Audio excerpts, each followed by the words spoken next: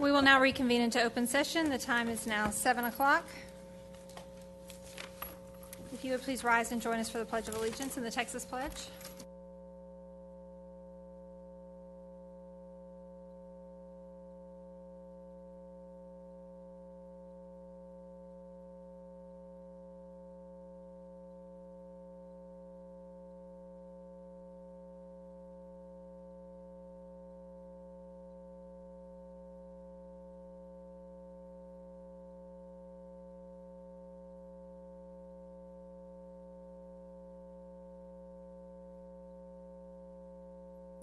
Welcome to our January board meeting. Hope you all had a happy new year and enjoyed all your holidays.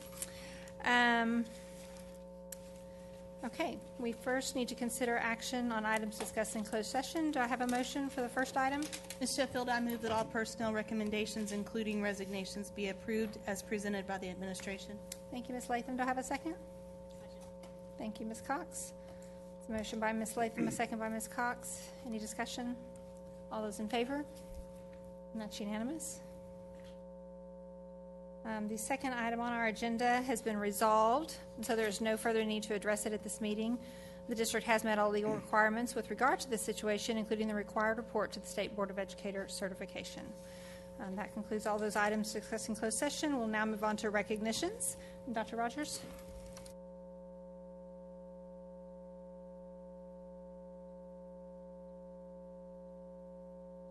As you can tell by the incredible decorations around the room, this January is School Board Appreciation Month. The theme is superheroes. I can tell you, getting the opportunity to work with these 7 folks, that they are some of the most dedicated people that truly, genuinely care about the students and staff of LISD. They also care about being advocates for public education, and I just cannot express enough appreciation for their dedication. Every school sent some type of poster, and I know they go around the room and they marvel. The board has marveled at all the incredible work that the schools have done, and so I know they're very appreciative. But if you would join me in expressing our appreciation to these 7 folks and their dedication to our school district.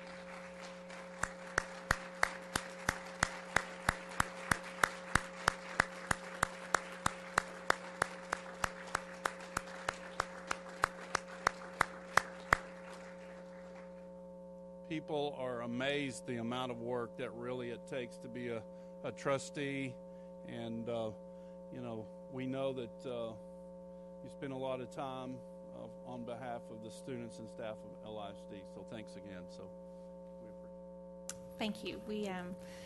It is fun, and we do appreciate all the hard work and effort that went into decorating the boardroom tonight and the gifts and letters, and so thank you from all of us. Next up, we have Ms. Leda Hoff.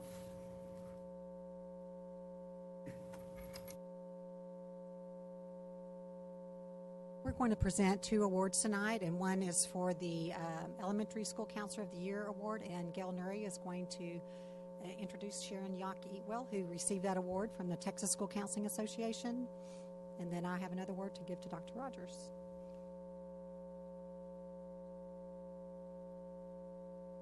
School Board, Dr. Rogers.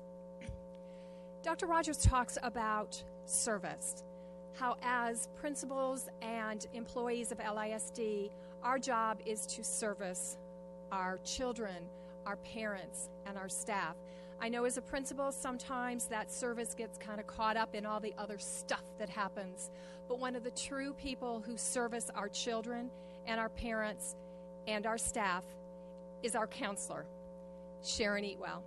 From the time you walk in our building first thing in the morning and she's standing at the door smiling and greeting everybody, to her guidance lessons every day with students, to her support groups that she honors with all of the children, to student council after school, and then 2 nights a week she actually works for the LISD Choice Program.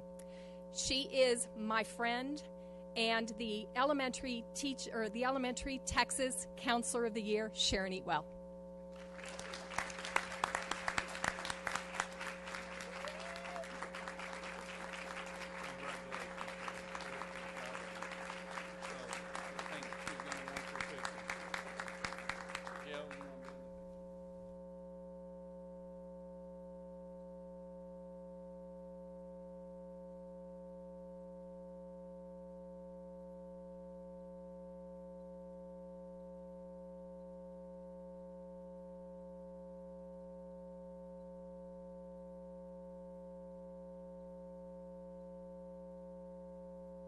Texas School Counselor Association selected Dr. Kevin Rogers as Texas School Counselor Advocate of the Year. Dr. Rogers was nominated by Linda Krause, Highland Village Elementary Counselor, with the direct support and input from many campus counselors district-wide. Each year, TSCA selects individuals to receive the Rosine Fleming Award in 9 different categories. Most of these categories are campus-based categories. The award for Counselor Advocate of the Year is based on specific and direct advocacy for counselors in areas such as lowering the counselor-student to counselor ratio, refining counseling duties to be attributed only to counselor duties, supporting the work of counselors in the schools, and recognizing the crucial role counselors play in removing barriers to student academic and achievement and student academic achievement.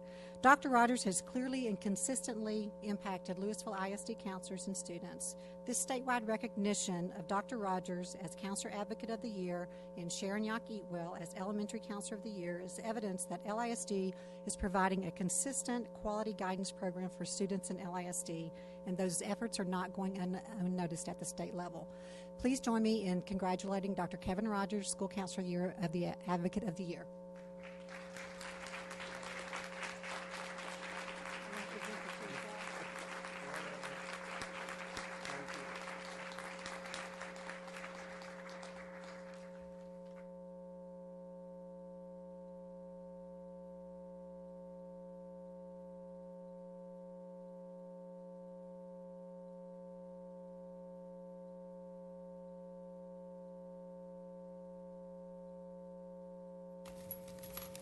All right, next we'll move into our open forum session portion of the meeting. Persons desiring to address the Board of Trustees must fill out a speaker's card prior to the meeting. No presentation shall exceed 3 minutes, and the board cannot deliberate on any subject that is not included on the agenda. We have 2 speakers tonight, and the first one I'll call up is Mr. Anthony Wilder.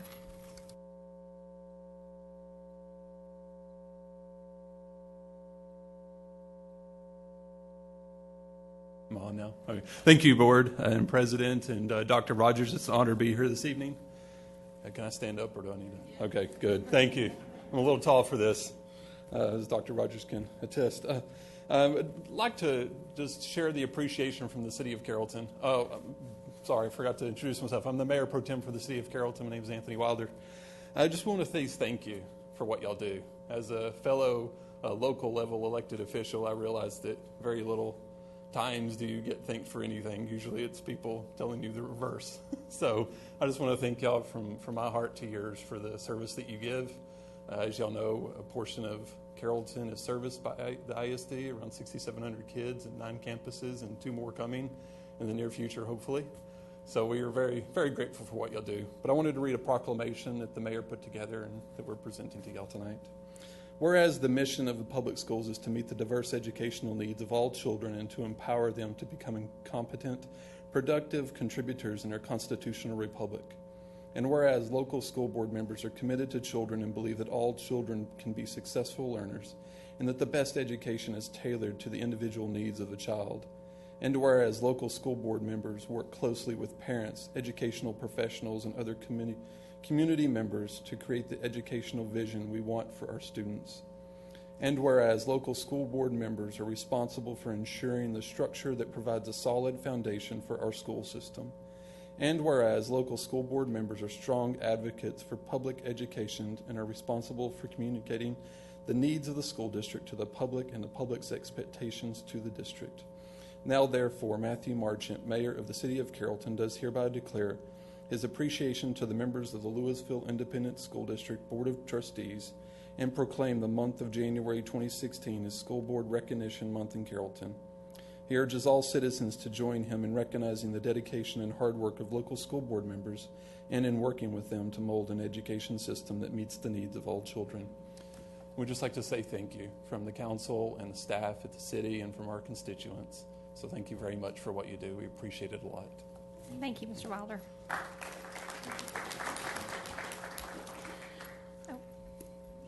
thanks. Appreciate it. Next up, we have Ms. Joyce Fuel.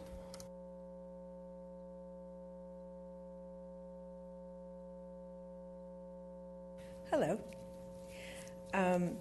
In honor of the school board, I know I can't outdo what he just said. That was really good, very eloquent.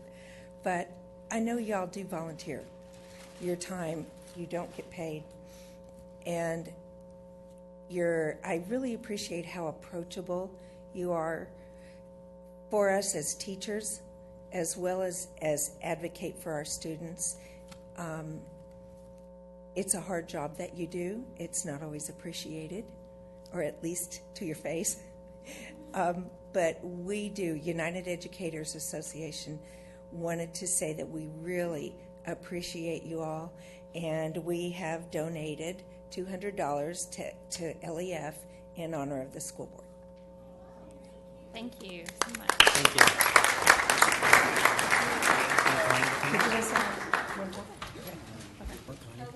Connie, yeah, there we go. Connie. Yeah. Yeah, we'll take a picture. Yeah. Give a check. Y'all want to? Come on, we'll take a picture. Why don't y'all be in the picture? Oh, we're coming too. Can we wear our page shirt?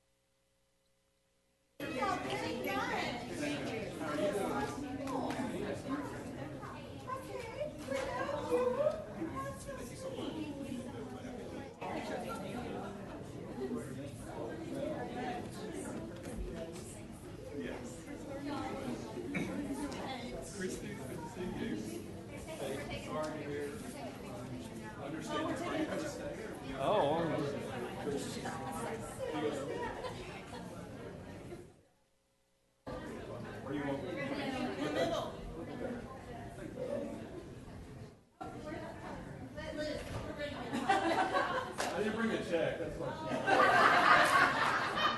But you can go write one right away.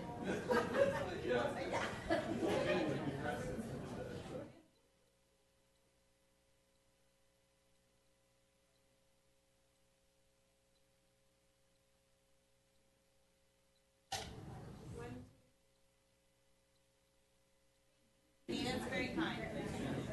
But you have to do something about those whereas. Take these, cut them out.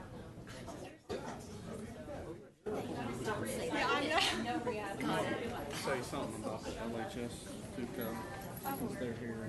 Brenda? Normally they sign up. Christy? Normally they sign up. But Am I gonna, like, put them in a weird spot? well, if nothing else, we can just acknowledge them. Okay. Christy. All right, before we move on into the rest of our meeting, I would like to acknowledge the LHS STUCO members that are here in our audience.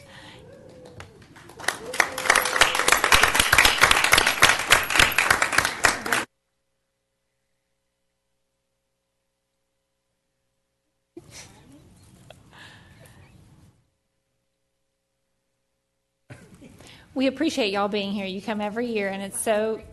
You can go wherever you want to go. Go. Thanks. So we're just a few officers from Lewisville High School, and we can't even begin to thank y'all for helping us. Y'all helped us learn and grow and provided us so many opportunities that we don't even know about. So we couldn't do anything that we do at our school without y'all, and we just really thank y'all. So we gave y'all a little goodie bag and everything, and of course, and we really do appreciate everything you do. Can we take a picture?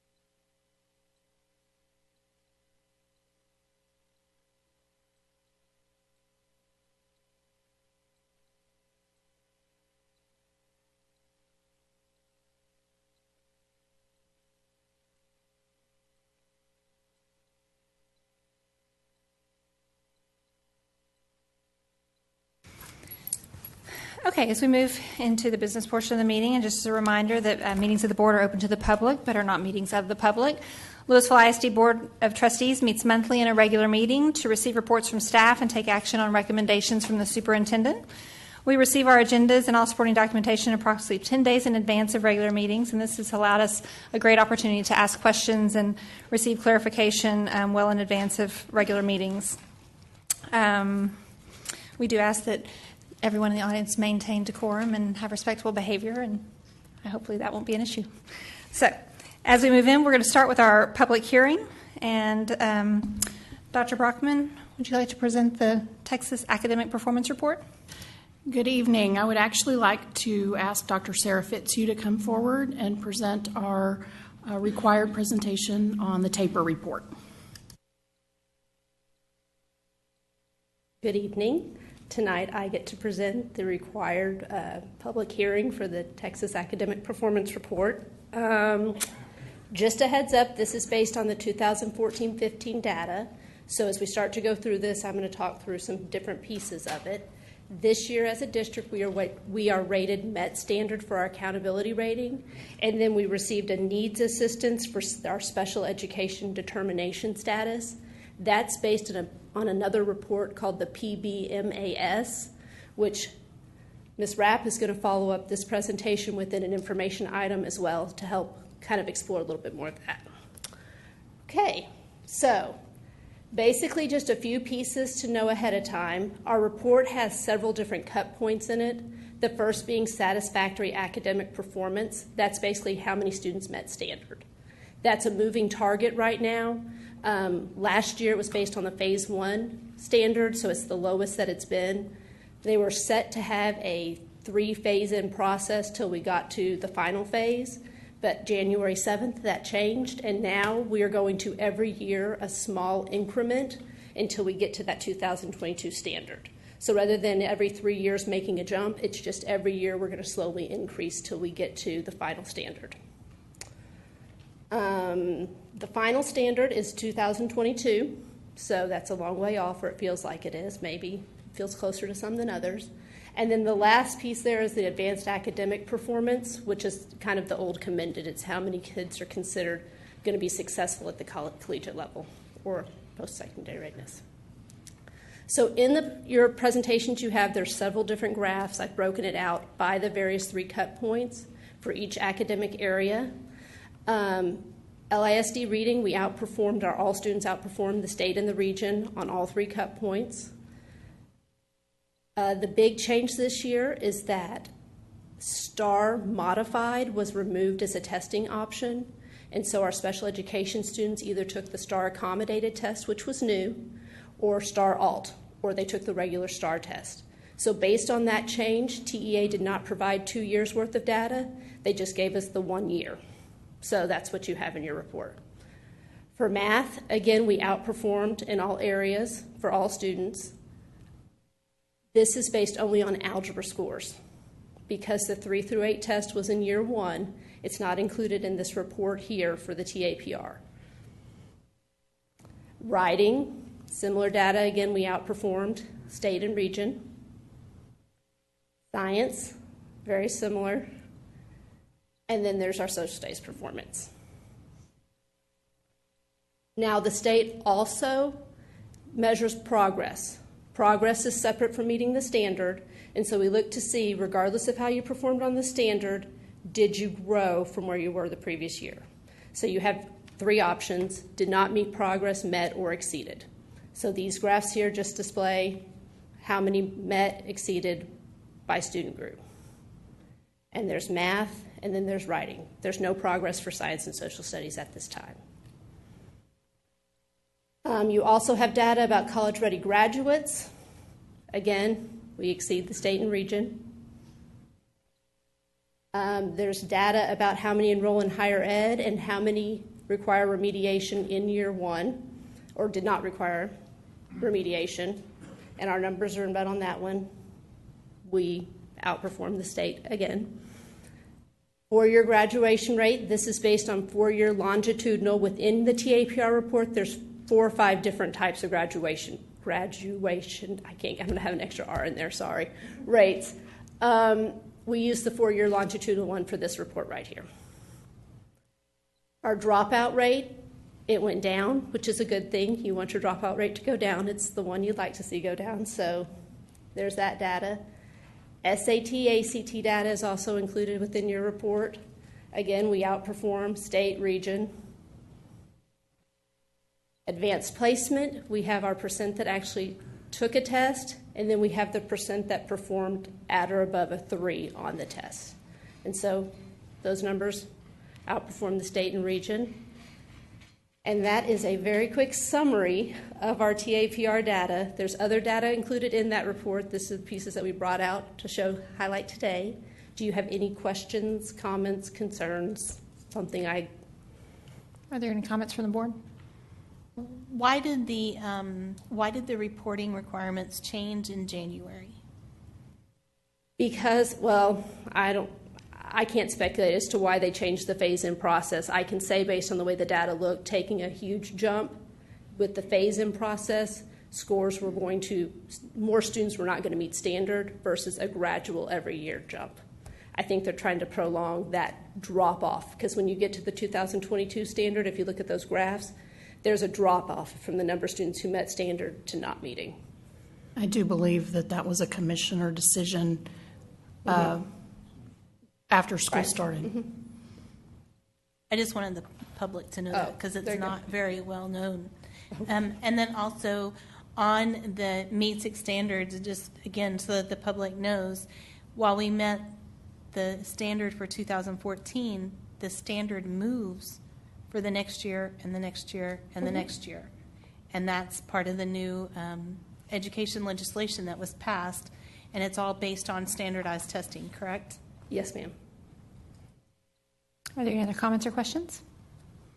Okay. This is a public hearing, so are there any other persons present who wish to speak regarding the Texas Academic Performance Report? If so, please come to the podium. Okay. Since I see no one moving, I will declare this hearing closed. All right, next we will move into our information items. And so, Ms. Rapp, would you like to kick us off with the PBMAS? Yes, thank you. There is no shortage of accountability systems in Texas. They actually have a lesser-known accountability system called the Performance-Based Monitoring Analysis System, which also, to Ms. Latham's point, is based on state standardized student performance. So as indicated in the TAPR presentation and data due to student performance on STAR with our bilingual ESL and special education populations, we've been staged in the PBMAS system at a stage 3. And as required by TEA, we have created a targeted improvement plan to address the identified areas that they want you to look at for improvement. We wanted to share this information with you as a follow-up to the TAPR presentation. We have 2 goals in our plan for bilingual ESL, and we have 2 goals in our plan for special education. It is important to note that, again, and I'll reference Ms. Latham's point, that the standards for this accountability system are completely separate and apart for the standards for the TAPR system, which makes accountability system fun. Because one's not enough. All right. Does anyone have any comments or questions for Ms. Rapp on that? Ms. Latham? Well, I just think it's important to point out, too, that the quote-unquote standards, if you will, between the 2 reporting Yes. standards are not the same. They're not the same. For the same student groups that you're talking about. Yes. So thank you, state legislation, for clarifying all of that. Also, within the PBMS, I bugged Mrs. Rapp and Dr. Fitzhugh for quite a bit today. One of my favorite things is the calculations within the 2 are different. And they're still, both of them are based on the STAR test. And so we have 2 accountability systems with 2 different results, still based on a flawed test. And you can't even compare the reports because the wackiness of the how they calculate the numbers and who's included and who's not included, and so you can't even look at the report side by side. And so once again, thank you very much to the state. Any other comments, questions? Okay, thank you, Ms. Rapp. We appreciate that. Thank you. Okay, next we have our LEF quarterly update. Thank you very much. I'd like to ask Mr. Crobo to come to the podium and present our quarterly update for LEF. It's been a great year. Good evening, Board. Happy New Year. So 2015 was really a great year for LEF. Just kind of a quick recap. We celebrated our 25th anniversary in 2015. We were also named the 2014 nonprofit by the area chambers for that year, and we once again placed in the top 50 in the nation of education foundations. So really had a great foundation truly to build on. So let's talk a little bit about what's come up here. Am I working this thing right? There we go. So the big story for us is, of course, what money we give back to the district through our various grants, student scholarships, the educator fellowships, and the awards of excellence. And the big story, you see all the figures before you there, the big story is the scholarships we give back to students, over $151,000 for a total of $303,257. And that's a pretty good mark considering that in 2014 it was $238,387. So we made quite a jump and quite an improvement there. The exciting thing for 2016 is that we partnered with AT&T Aspire to provide 5 $100 or $1,000 scholarships to seniors in the 2016 AVID graduation class. So these scholarships would be part of our regular scholarship application period. Parents and students watching today need to know that those applications need to be in by 4:30, January 29th. Mostly parents, tell your kids. And speaking of scholarship applications, we really kicked off the scholarship process pretty large this year compared to last. We have an unprecedented number of applications that have already started. So far, 199 have already been submitted, but could be as much as 900 total if everybody that started one actually submits those by, again, January 29th, 4:30 p.m. We think we had a lot of success this year in getting more interest in the applications. And, every year we change up what we do a little bit in terms of marketing and how we publicize that. But a big boost this year was the letter from Dr. Rogers kind of highlighting that program and encouraging students and parents to take advantage of those applications. And so, Dr. Rogers, we appreciate your contribution to that. There we go. This past year, we added 3 new board members, Trent Teague with AT&T, Terry Allen with Frost Bank, and Charlene Brittian, a community volunteer. And I can tell you that their passion for LEF and for LISD students is the second to none, and we're expecting some great things out of those folks. And then finally, there's no surprise to me that you guys are superheroes because you are heroes to us. We appreciate all the support that we get from the school board. I know that on behalf of Connie and our staff, we appreciate the great working relationship that we have with you guys, and it's been a great partnership between the two of us. A couple of things to keep in mind and for the audience to keep in mind is our 2 big fundraisers for the year. Our golf tournament's April 4th at the Stonebriar Country Club, a great venue, had great reviews from last year's event, and we expect even better this year. And then also our Fork and Pencil event on September 12th. Please keep those 2 events in mind. And again, on behalf of the LEF board and the staff, thank you, LSD's Board of Trustees, for what you do for us. We couldn't do it without you. Y'all have any questions? Thanks. Ms. Cox? Just a real quick question. Has the board decided what the scholarships amount's going to be for 2016? Yes, they have, Connie.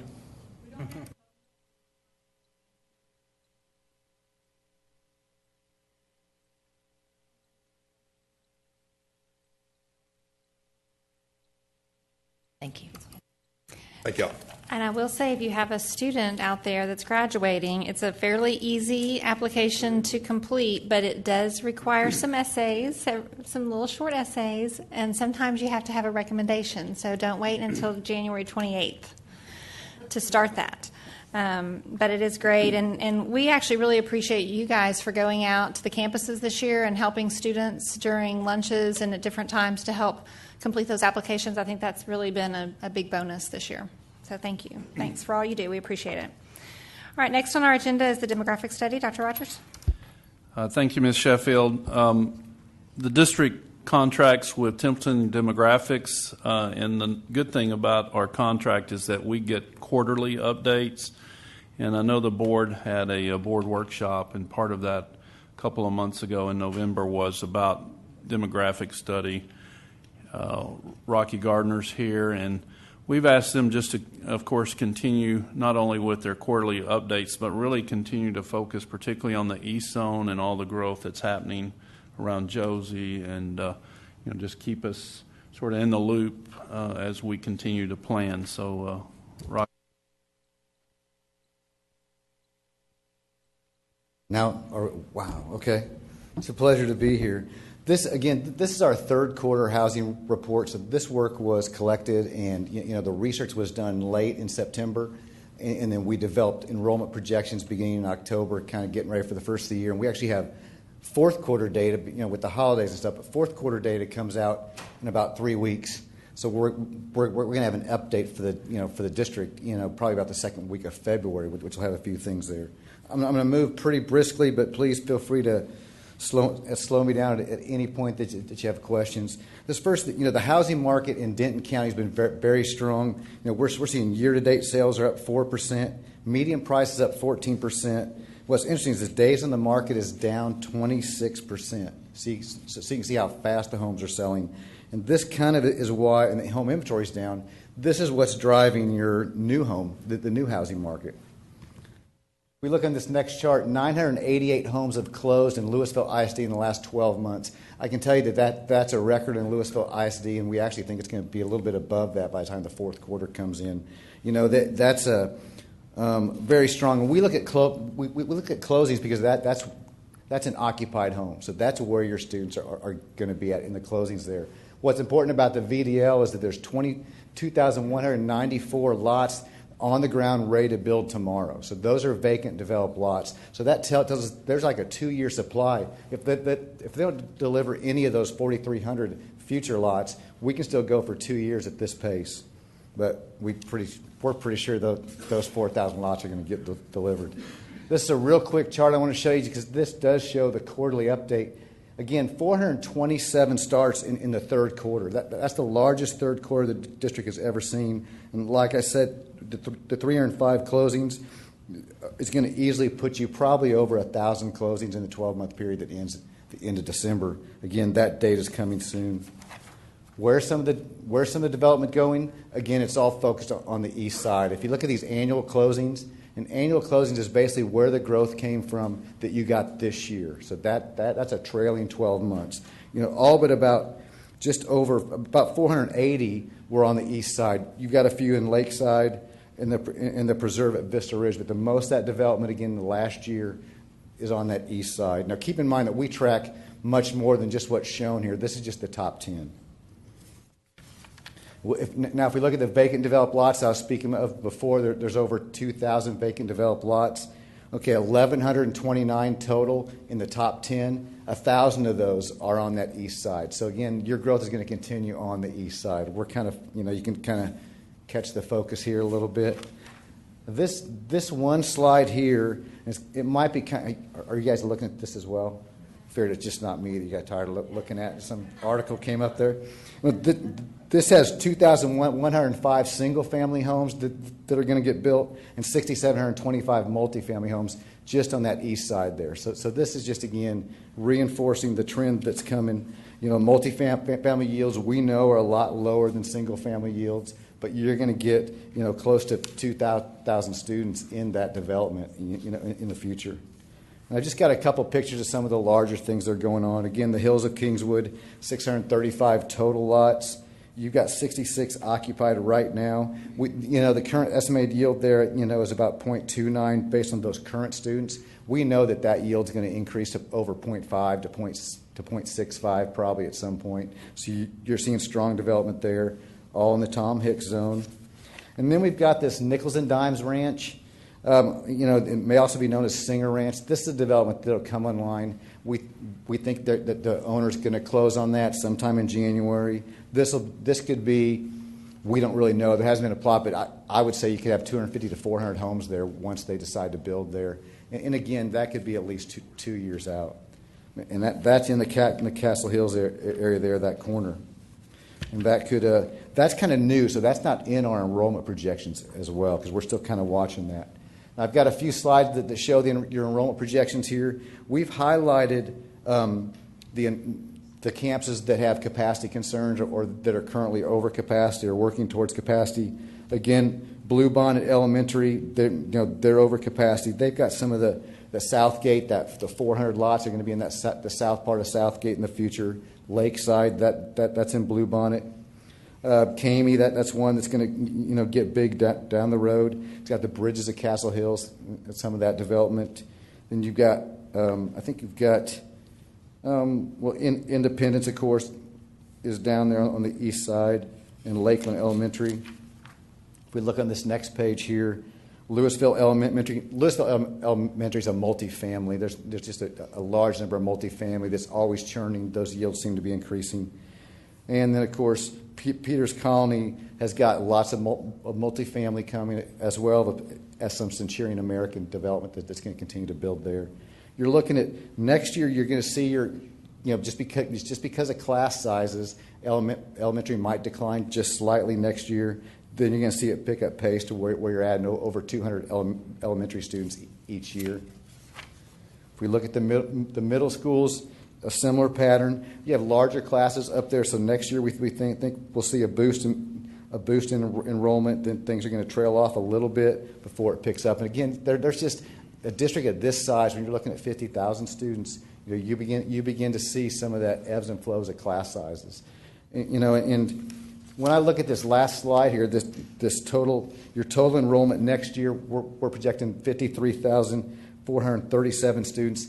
That looks like just 35 students growth, and that sounds kind of funny when you think that you're adding over 1,000 homes. You're only going to get 35 students.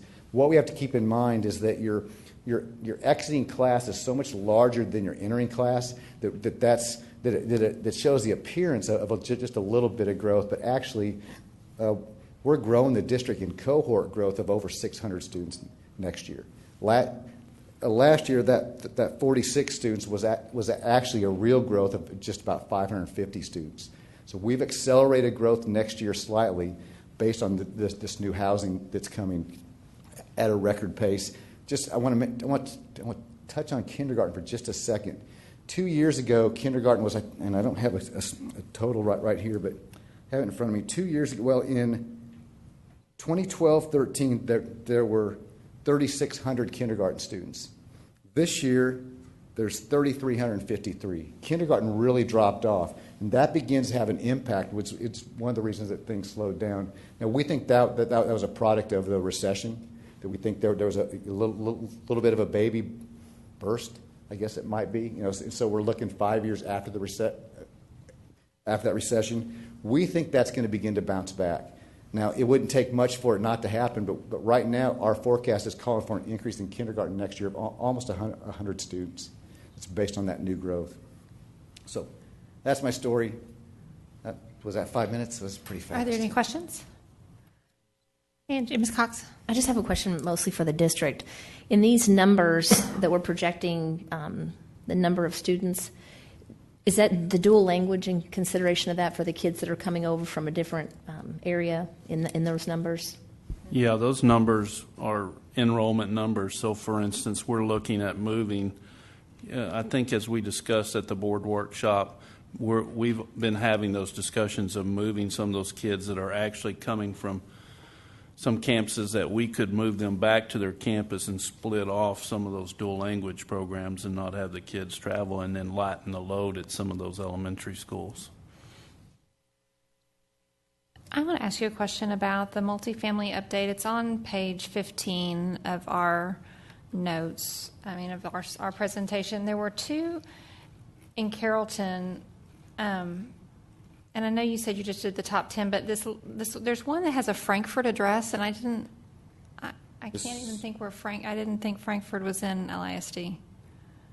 This is a multifamily. No, that's not Frankfurt.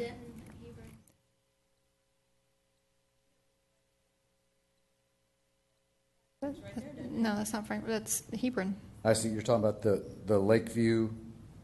Yeah, I just don't know where that is. Where is that? I can look at a map. Okay, that's fine. You can get back to me. I don't have it memorized, but I can get back with you can get back with to me. Mr. And the other Huntington. question I have is this: the one that's so because there is one called the Ellis, and it may be that it's just not included in this update because it maybe doesn't hit that top 10, but it's. I mean, they're leasing and it's huge and it's not included here, and it's on Old Denton, and I don't know what the Salado apartments are. And it's anyway, called. I'm sorry. The Ellis is the name of it. Okay. I'll check on the Ellis. Anyway, those are just my two questions because I just didn't. And then the location of Lakeview Point? Yes. Okay. Yes. Yeah, just. Sure. Okay, thank you. I Any other appreciate comments that. or questions? Ms. Timish? I just had a question with all the growth on the east side. I see the Colony towards the end, but there's not going to be any additional numbers for Hebron or Killian for some of the middle school and high schools that'll be feeding all that growth from Castle Hills? Are you talking about the growth at those campuses? Mm-hmm. Right. Well, what happens is there's these. It's a class size. We're showing growth. Which campus were you curious about there? Killian? Hebron High School and then like Killian Middle School, all of that just having that growth around the Castle Hills subdivisions. They're being fed. Trying to use it. My finger on a laptop is just not. Right, so we're adding 30 to 40 new middle school students each year at Killian going forward. Although it doesn't appear that, but what's going on is you've got 331 eighth graders, but the current sixth grade class is only 280. So when you have that 50, it's all about those class sizes. It can look kind of funny, but as we go forward, we've got growth coming in from fifth to sixth grade, but they're not getting as large as the exiting classes. So those exiting classes are mitigating some of that growth, or the appearance of some of that growth. We'll actually provide the district with campus-level projections that show all the grades as well, and they could probably share that with you at those individual campuses, and you begin to see some of that. All right, sure.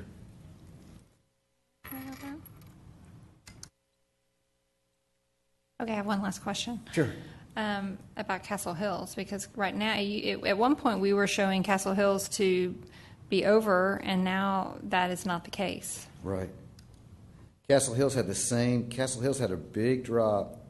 That's Castle Hills is pretty well. It was we would say it was built out. That the nickels and dimes ranch, that's not included in their projections right now because that's brand new. So Castle Hills, and I understand that, but that was never considered in their projections, and at one point they were increasing, and then now they're not. Right, because their kindergarten dropped from being 125 students a few years ago to just 108 right now. And that 20 students in kindergartens that begins to play through is really bringing their enrollment down for a couple years, and then it's going to come back. So we've got exiting classes again that are significantly larger than entering classes.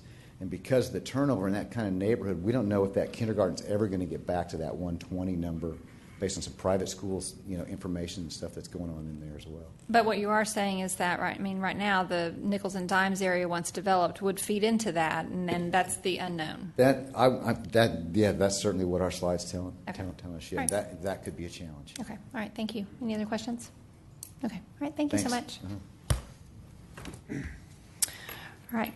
Next, Dr. Brockman, would you like to share with us about the North Texas Regional Consortium? Yes, I would like to take a moment just to provide an update on the North Texas Regional Consortium as well as the Texas High Performing Schools Consortium. The NTRC has met twice thus far this school year, so since the Visioning Conference this summer.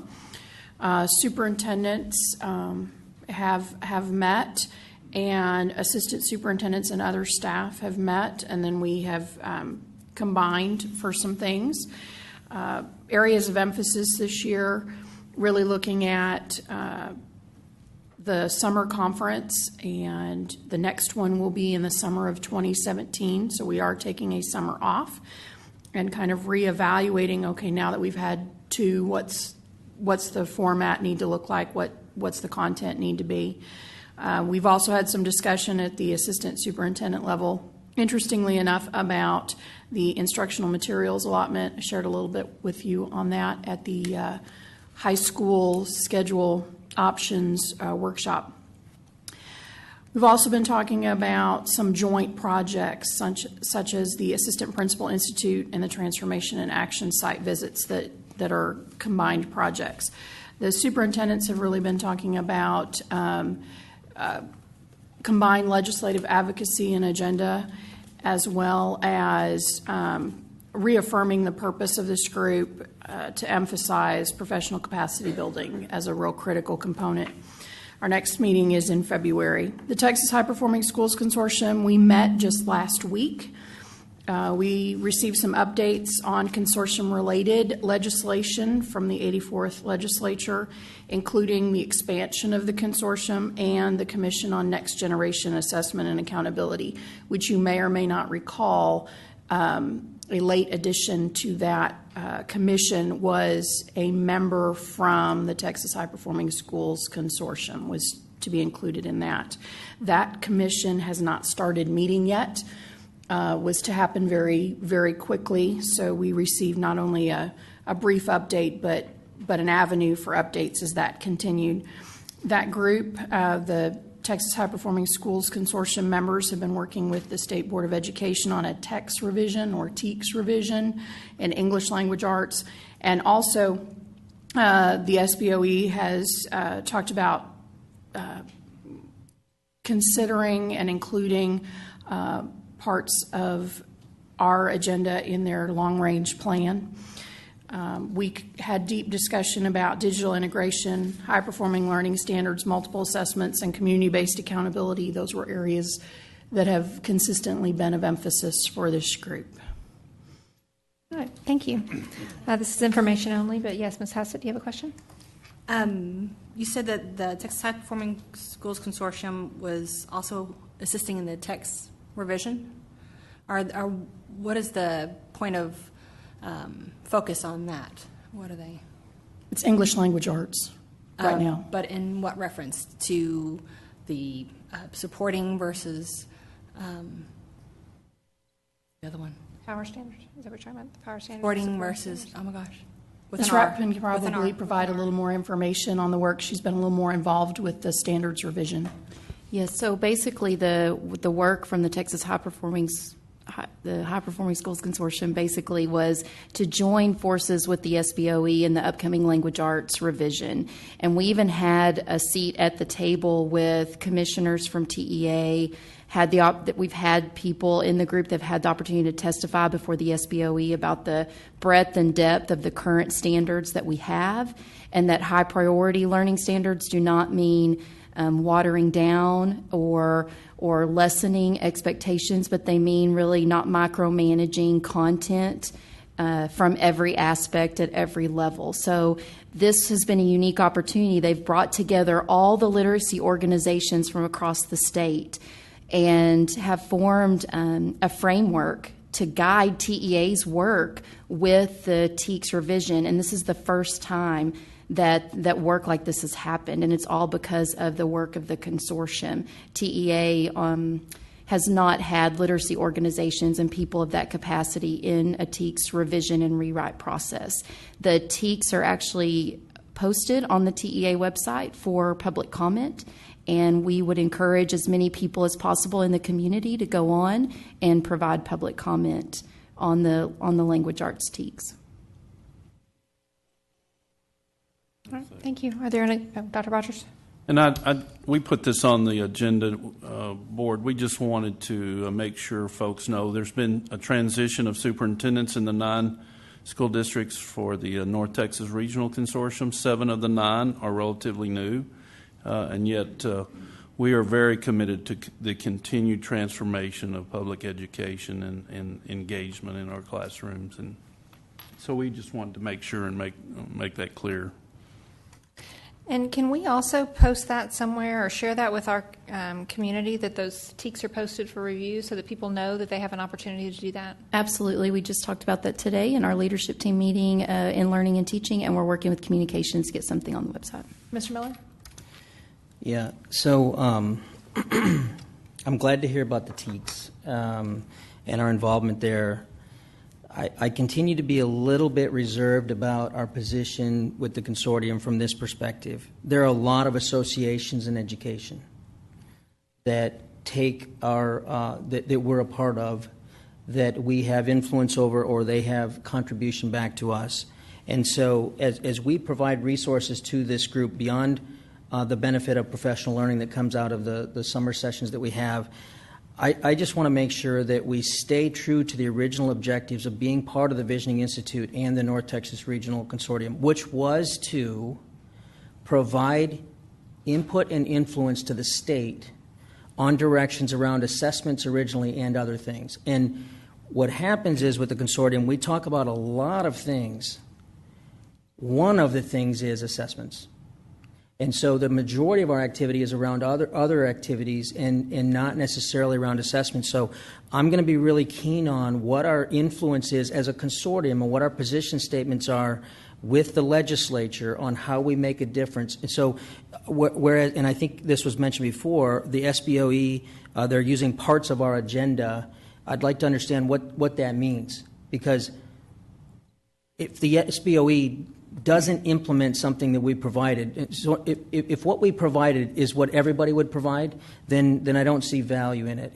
If what we provided is actually influencing them in a direction that high-performing schools, and I consider those 9 schools, Dr. Rogers, high-performing schools, given that there's some leadership changes. So that leadership change actually causes us, in some cases, to do some new things and yet take a step back and determine where the direction of the group is.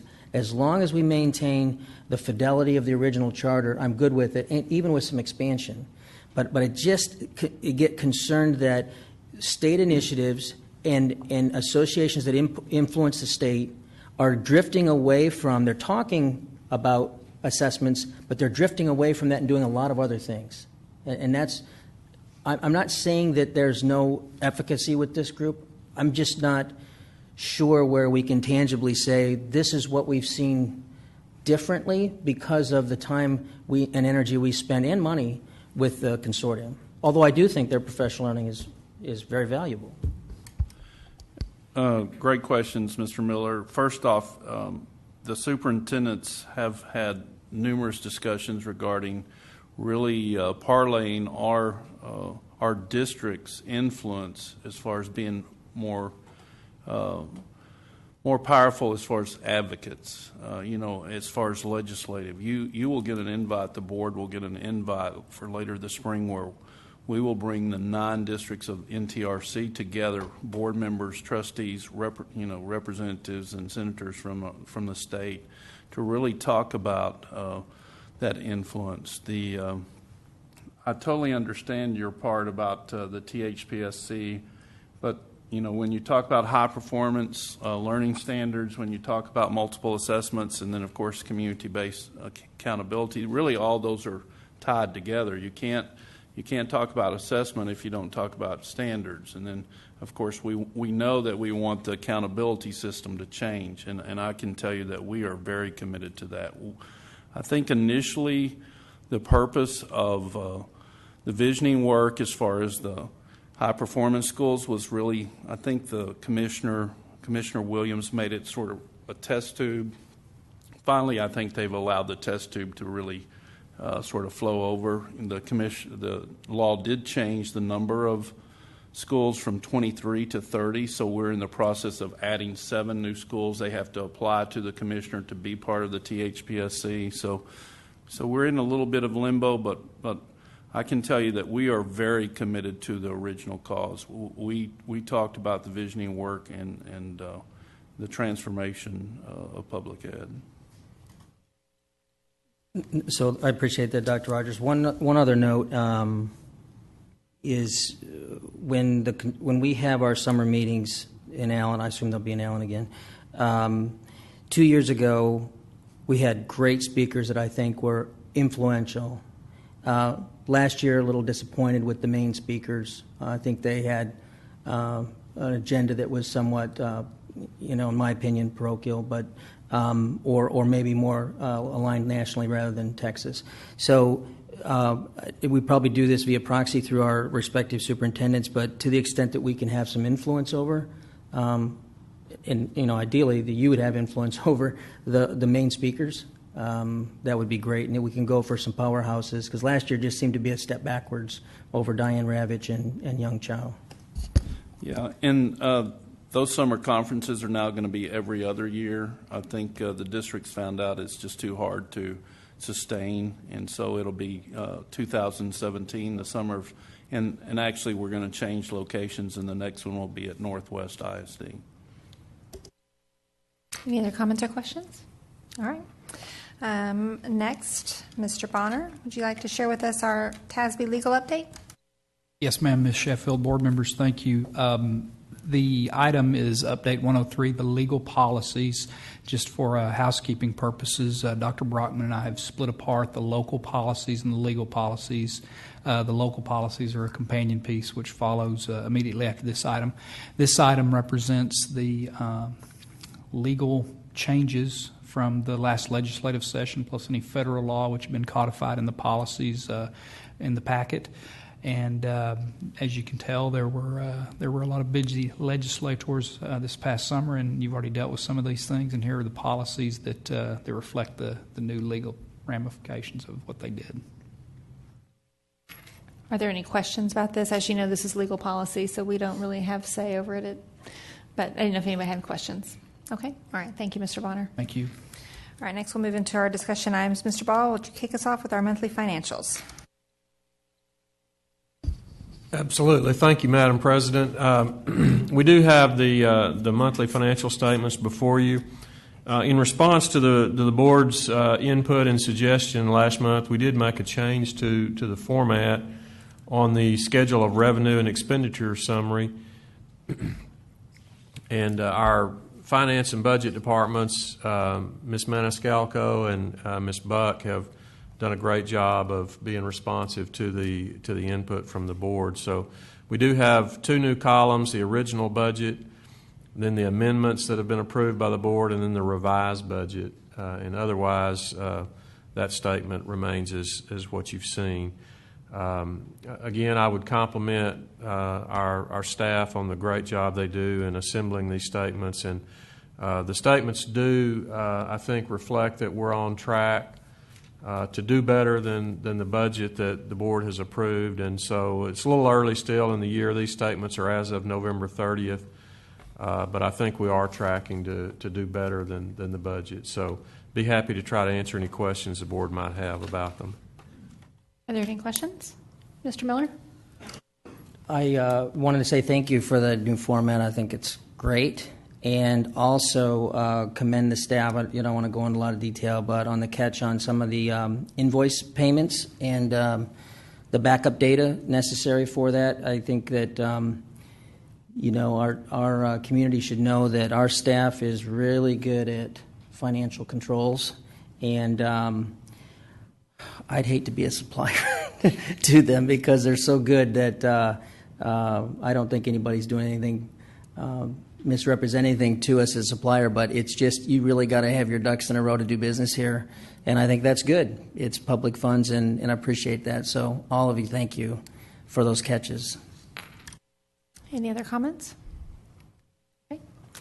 All right. Thank you, Mr. Ball. Next, we'll move into our local policies A and G. Dr. Brockman.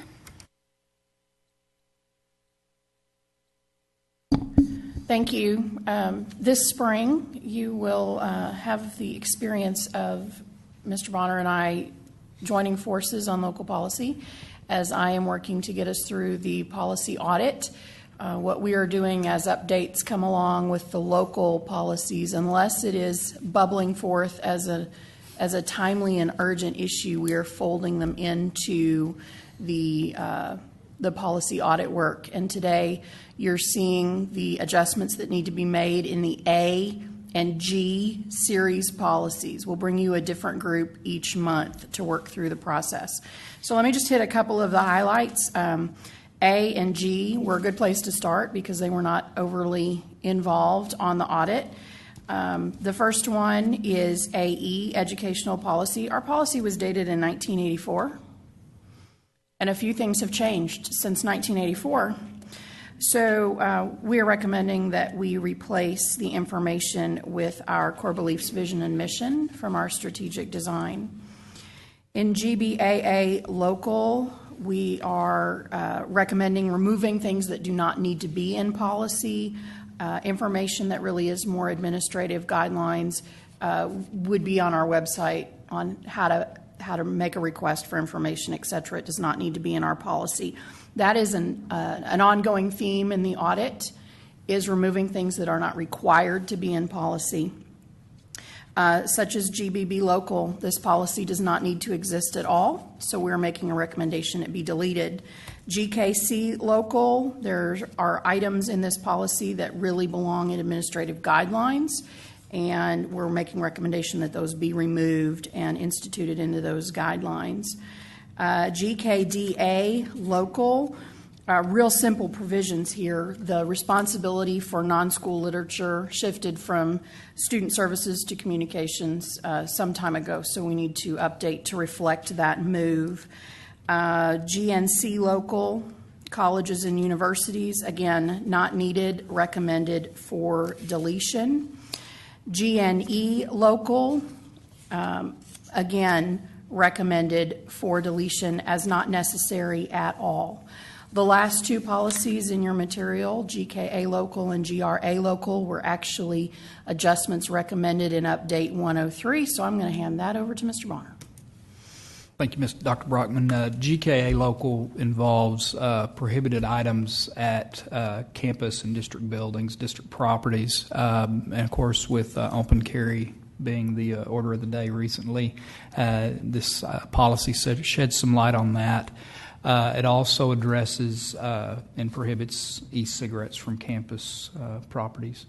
GRA local addresses when, unfortunately, from time to time, students are taken into custody by the police. When police are investigating something on campus, we have policy language in the event they request that parent not be contacted, that we do comply with that. However, it requires, and we certainly conform to the requirement, that our campus behavior coordinator contact parents in writing and let them know that timely. So those are what the two local policies address. All right, thank you. Are there questions? Mr. Miller or Ms. Cox? Dr. Brockman, just point of clarification, I think, for everyone, because I get asked all the time, how can we get literature items into the schools? Can we just go to the school and get that, the flyers distributed and make the copies? So can you just clarify how that process would work? Absolutely. The process is a little different depending on the organization that you are representing. If you are a for-profit business that would like to advertise or market for your services, that does go through the communications office. There is a small fee, and we push that information with a disclaimer that we are not endorsing that product or that service to campus and the district website, and that is available for community to find. If it is a school-related PTA, booster club, chess club, those kinds of groups, those flyers can automatically be sent home with the students. If it is a group that we've had a long-standing relationship with, Boy Scouts, Girl Scouts, the city Parks and Rec groups, then we allow them to send those flyers home through the school, through the Friday folders or whatever. The one thing we've done is we've asked the city Parks and Rec to try and consolidate their things, so we're not sending something every day or every week. Tristan Wilson in the communications department is the point person on the non-school literature, and she walks people through the process every time. This is who I am, this is what I want to send, this is why, and she'll walk them through how that needs to happen. Mr. Miller? I'm really excited that we're updating AE Local education philosophy from 1984. And just to put that in perspective, 1984 was the year of the telecom industry's divestiture. And while we had wireless phones, they were cordless phones, and there were really no cell phones. So to see us update this with the many changes in the marketplace is pretty exciting. So I know that's not the general pace by which we make changes, but I'm sure we'll see an update to that even sooner than, oh gosh, I was a sophomore in college, so whatever it is, 30-some years ago. One of the purposes and the benefits of the policy audit, while it is a enormous project and task, is it is the first time that we've looked at every policy page by page by page in a comprehensive manner since about 1984. One of the processes we're putting in place for future is a calendar, if you will, of review, so that not every policy is routinely reviewed every year, but we don't have any left from 1984 that have gone unreviewed or unrevised. No, and unfortunately, this is not the only one you will see that's before I Will it be started working. pre-divestiture Yeah. items? There will be a few more policies that are of age. Okay, Ms. Vaughn? I just want to let the board members know that the board policy committee did meet with Mr. Bonner and Dr. Brockman, just so you know, and went over this prior to us having it in our packet. Which was actually part of the reason we moved it to discussion, because in the idea of us having board committees, that takes that first step away, so that, if there were other things that those committee members could add, that they've been through that already and they've seen it for the first time. Ms. Hassett, do you have a question? I just want to say thank you for staff for their amount of work, because this is laborious and tedious and boring as all get out. And it hasn't been updated in a while, and so it's a lot of work, and we really appreciate it. I have a few quick questions regarding our distribution of non-school literature. At one point earlier in the year, we had a conversation regarding about using like an electronic format for sending things out, and I don't. Where does that stand? We actually looked at a product, if you will, that would handle those school flyers, not the ones that we're already putting on the website, but the others. We brought together a group of principals, and Ms. Wilson and I did, and talked through the process, what it was now, what it would look like under this product. And the 5 to 10 principals that we brought together were not in favor. They felt that the system they had in place was working for them, and this would complicate things, and there were some critical things that would get missed. All right, thanks. And then on the e-cigarettes, we already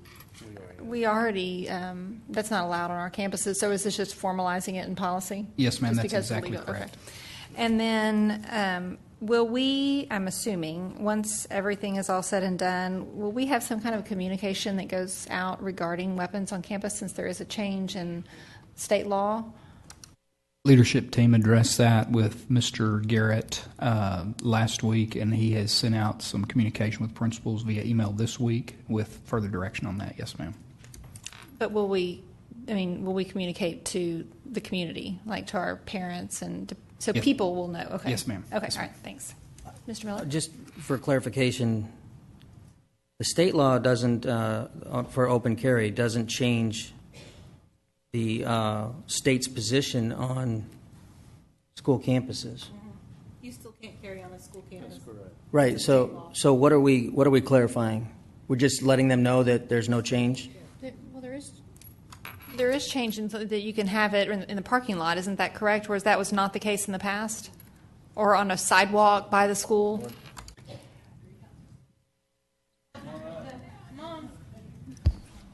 Mr. Garrett would be pleased to address these items.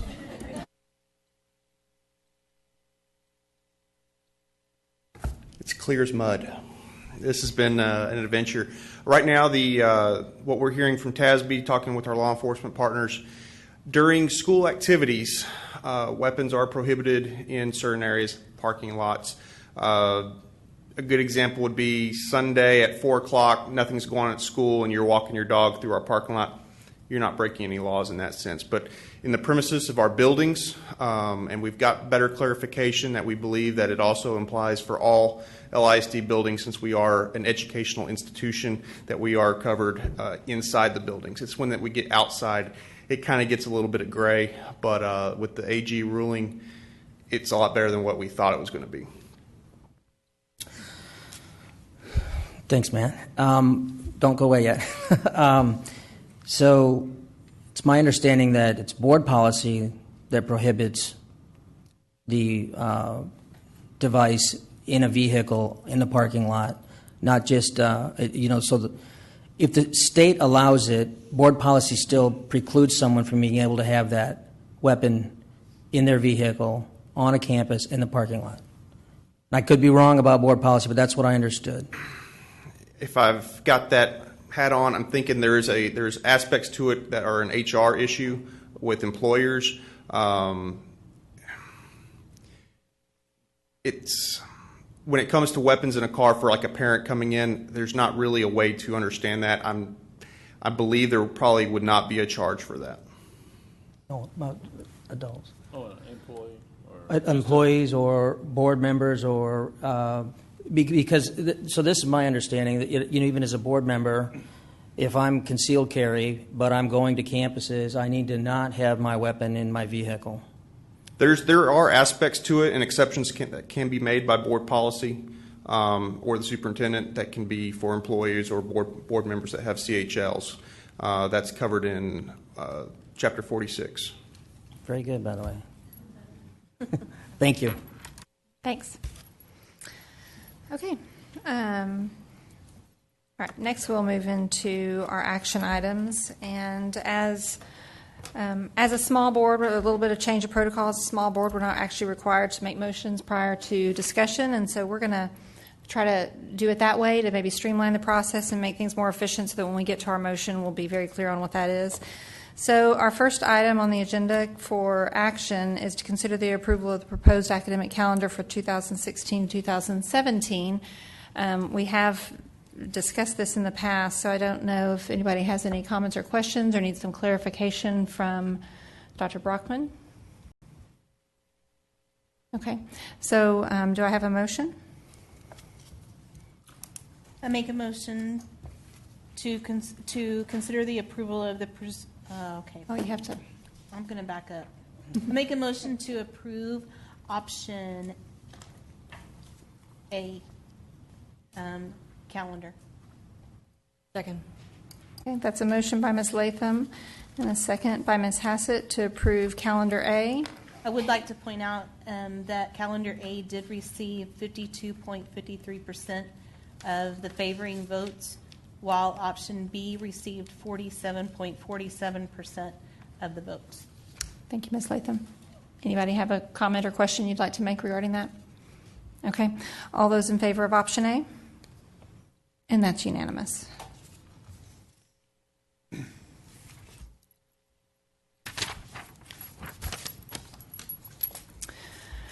All right, the next item up for the discussion and action is to consider the approval and pre-qualification of our architecture firm resultant from the RFQ. Mr. Ball, would you like to provide us an overview, and then we can entertain any questions we may have? Ma'am, be happy to. This item is just in the normal course of business. We were at the end of a 5-year arrangement with architects. It was time to do our request for qualifications. We did that advertisement in the fall, and then in November we received 11 responses from various firms. We had a process of screening those responses and actually had interviews with, I believe, 5 firms where we had a committee of administrators from across the district that met with those architect firms, and based on those interviews, we are recommending 2 firms tonight, and those 2 firms are Stantec and Huckabee. And just a little bit this is a 3-part recommendation. The first part of it is that the board approve and pre-qualify these 2 firms based on their qualifications. The state law requires that a 2-part process for selecting architects, and that is they have to be approved and pre-qualified based on their qualifications, and then once that's done, we can discuss fees and negotiate a contract. So the recommendation before the board tonight is to approve and pre-qualify Huckabee and Stantec, and delegate to the superintendent the authority to negotiate the contract with them, which would address the fees, and then also delegate to the superintendent the authority to select the appropriate architect for the summer projects for 2016, which I believe is the next item on the agenda. So based on the selection process that we had, the interviews, it's the recommendation of the administration that the board approve and pre-qualify Stantec and Huckabee, delegate to the superintendent the authority to negotiate the contract, and delegate to the superintendent the authority to select the appropriate firm for the 2016 summer construction projects. Thank you, Mr. Ball. Are there questions, Ms. Hassett? I was wondering if we were also going to get referrals or recommendations, or at least do some due diligence on the firms themselves to make sure that they have a solid. That was done before. Yeah, that's a great question. I omitted mention of that, but we've done a significant amount of reference checking on these firms. That was a part of the evaluation process. Thank you for bringing that up. Ms. Latham, you had a question? Ms. Cox? Just to reiterate, that's the same thing I was going to address with Ms. Hassett. Although the companies seem reputable, but it seems that when we're presented an opportunity to vote for something, we don't get the backup material. So I'd appreciate that anytime we're being recommended something, we have all the backup material about the company, some of their history, because we have had some issues with some of our construction companies. So this is an important decision. And then I want to clarify that it's just for 2016, just the summer project that we're asked to vote on. That is correct, yes. Well, my comment was along some of the same lines in that while we're given the evaluation chart, we really weren't given the criteria, and I have no idea how these firms came up with these scores. Were they arbitrary? Were there certain points if you answered A or B or C? We don't see that detail. Well, we made these. An expense. Yeah, this is our evaluation of the various firms based on the qualifications or the criteria are listed there on the spreadsheet. These were advertised as part of the request for qualifications, and as we described in that document, how we would evaluate the firms, and we stated the criteria, we stated the weighting of each of those criteria. And then we internally made these evaluations of the various firms as a part of our evaluation process, just like we do with any procurement process, whether it be a request for proposals or a competitive seal proposals or a hard bid situation, or in this case a request for qualifications. We have a very similar process where we evaluate the responses based on the criterion that were advertised. Right, but what we're saying is we don't see the background, so I have no idea how firm Huckabee made a 29 on the first criteria. It makes no sense to me other than he got a 29. So you're asking the board really to agree with your decision, and this particular area has been in the media for other school districts, thank goodness not ours, known to backfire, and it's expensive. Architects are expensive. Also, in this agreement with these architects, what is their fee? Well, we're not allowed to discuss that by law until after at this point, the requirement is that the board select and pre-qualify the firms based on their qualifications, and then we're allowed to begin discussions with them about fees. Okay. Dr. Rogers, did you have a comment? Well, I might ask Craig to come up here. I mean, Craig certainly, and I think that's very valid request, Ms. Latham, Ms. Cox, regarding backup information. This is the same way it's been done, but certainly we will provide that backup information in the future. So, but could you address maybe the question Ms. Latham had regarding just sort of how your department, who receives all these RFQs, how you sort of score it? Before then, we took the 11, we selected 5 to interview, and then there was a group of about 10 of us that actually interviewed the final 5. And before you do that, I know Mr. Miller has a comment that I think is going to tie in, so we'll go ahead and let him say that. So I'm going to jump on the bandwagon here, Mr. Martin. References are a concern for me in making this decision because of the nature of the profile of this function. To Ms. Latham's point, if we're not allowed to talk about pricing specifics, perhaps the compensation structure would be something you could disclose to us. For example, we were paying a percentage of the project to the previous architectural firm. Is there something that the district is considering, which I would think could be shared with us because that's part of the process? And then the last thing is, perhaps what you discussed now would change my position on this, but the district is asking us to forego our oversight in the decision and delegate it to the superintendent, which that's not my concern there. It's just that because of the profile nature and what's been raised, we're being asked to do that with really probably much more. You won't be able to go into a lot of the details that we would need tonight to delegate that, I guess is what I'm saying. Yes, sir. Members of the board, President, Dr. Rogers, as we've talked about, this is professional services, and the law is real specific which way and how you have to go through the process. It is similar in the sense that we do set up evaluation criteria, selection criteria. When we go through the process for engineers, architect, is you're looking for their qualifications, and there's basically a list of 100 questions, approximately, that they can provide a qualification statement. It's the same process, basically almost the same document we used last time, and also it was used previously. What you're trying to do is find out how, the size of the firm, how long they've been in business, who would be the main contact with the district from a day-to-day operational standpoint. What are their references? What districts do they work with? How much work are they doing right now? How much work are they doing in the past?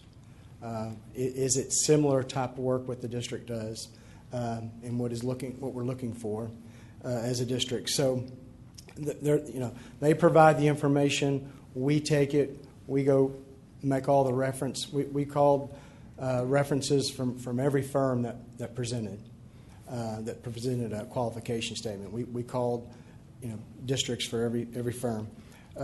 Looking at the 5, there was a pretty substantial difference between a couple of the firms and the size and amount of business they've done. Maybe haven't done any new projects in the last couple of years. Have done very, very little, maybe in the Dallas-Fort Worth area. Maybe not done any just in certain segments of Texas. We obviously look at references and speak with administrators and other districts who have worked with these firms. So, from this group, there were 5 firms that did come present their qualifications, provide more information, bring some people that they felt would be important for the district to see. And as Mr. Ball and Dr. Rogers have alluded to, it was pretty strong consensus that these were the most high qualified firms. And reference-wise, they both came out with good reference checks. That they're different expertises and areas of what services do they provide, what are basic services, what are expanded services that they provide. It's a pretty extensive qualification statement that has to be provided, and from that information, if somebody has 100 staff members and somebody only has 7 staff members, And they're doing projects for, say, school districts with 1,000 students versus school districts with 60,000 students. Those are going to have impact on the scoring. Mr. Miller, the other thing I would tell you, and you all ask great questions, is this is the first time that LISD has ever recommended 2 architects, and so to us we see that as an advantage for the district because we will utilize and certainly work both groups to make sure that we get the best in all possibilities for our school district. Mr. Miller. And I appreciate that. And I really don't question the due diligence process because, as I mentioned earlier, just with our financial controls, I think that the departments are very thorough. My concern is, because of the questions that we've asked, delegating the authority on the decision. And I want to be clear, I'm not sure that there's anything that you'd provide that would change, would influence me overriding the recommendation of the district. That said, what I don't see is what I think we've been consistently looking for in bid recommendations is the detail behind some of the professional services. And so that's where, Dr. Rogers and Mr. Ball, if you all are adamant that you need the latitude on making that decision, we can discuss that. If you're willing to come back and maybe share some more with us, and if we do that as an agenda item in one of the workshops at the beginning, and just our involvement in the decision on for February 8th as an example when we have a workshop, but something like that. I'm just concerned that we don't have. We delegate the authority. We put our names on this, and don't know anything about these firms. Dr. Rogers, you want to comment on that? Well, first off, I totally understand some of the board's anxiety. We are in a situation regarding the selection of an architect or architects and the timing. If you remember when we talked last summer, we would have preferred to have done this last fall. We were in a tough litigation, and we really weren't at a place where we could change architects last fall. I mean, we needed to get through that, but as we delay this, if it's delayed a month, then it'll take another month for us then to negotiate, their fees. Then we have to choose the construction manager at risk to do summer projects, and it's my understanding, and Mr. Ball certainly knows more about this than I do, that we truly come close to jeopardizing the time frame to get some of the summer work done. We would not bring it to you otherwise if this had not been an extraordinary situation with litigation late into the fall. We had talked about this when Mr. Ball was hired in July, that we would like to have done this back in September, but circumstances didn't allow it. Are there any comments, questions down there? No? Okay. Are there any other comments or questions? If not, we need a motion. And there are 3 points here. I mean, we can roll it together or separate it. I'll make a motion to consider approval and pre-qualification of architect firms resultant from RFQ number 243-16.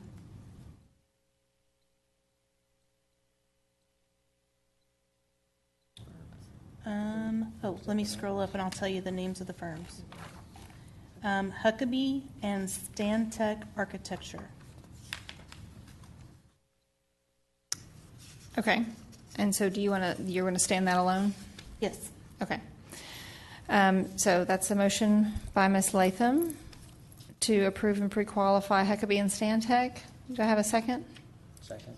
Thank you, Mr. Miller. All right. Comments or questions? All right, all those in favor? And that's unanimous. Okay, we have 2 other items then to consider that have come for recommendation. And we need a motion to move forward on that. Make a motion to approve architecture and related professional services, authorizing the superintendent or his designee to negotiate and execute a contract with the approved architect firms, and authorize the superintendent or his designee to select one of the approved architect firms for the summer 2016 construction projects. Okay, thank you, Ms. Latham. That's a motion then to delegate the superintendent to negotiate the contract and to oversee the summer work. Do I have a second? Second. Thank you, Ms. Vaughn. And if there's no other comments or questions related to that, all those in favor? And that is in support. That is Ms. Vaughn, Ms. Timish, Ms. Hassett, Ms. Sheffield, Mr. Miller, Ms. Cox, and all those opposed? And that's Ms. Latham. All right, thank you. All right. Next, we will discuss the summer 2016 projects. Mr. Ball, I do appreciate the emails you sent this afternoon and just that extra clarification. If you would kind of walk through some of that with us, and then we can discuss. Absolutely, Madam President. We, again, this is a process that, if you recall, when at the beginning of the school year, it really is a part of the superintendent's goals. We had a goal to have a facilities assessment report, and the goal was to have that completed by November. And one of the purposes of that process was to put the district in a place where we could make data-driven decisions as we work to identify construction projects for funding. And so that was one of the driving forces on this recommendation. The other is that we have about $20 million remaining from the 2008 bond funds, and that's all that's left of that. And so our thinking was, as we looked at the data from the facilities assessment document, the thinking was that we would take about half that, or try to target about half of that for this summer, and leave the remaining half for the summer of 2017 to do work at that time. So those were kind of two things that informed our work as we evaluated the data in the assessment document to recommend projects to the board. The other consideration that we looked at is campuses where there's significant amounts of work or other issues that may need to be that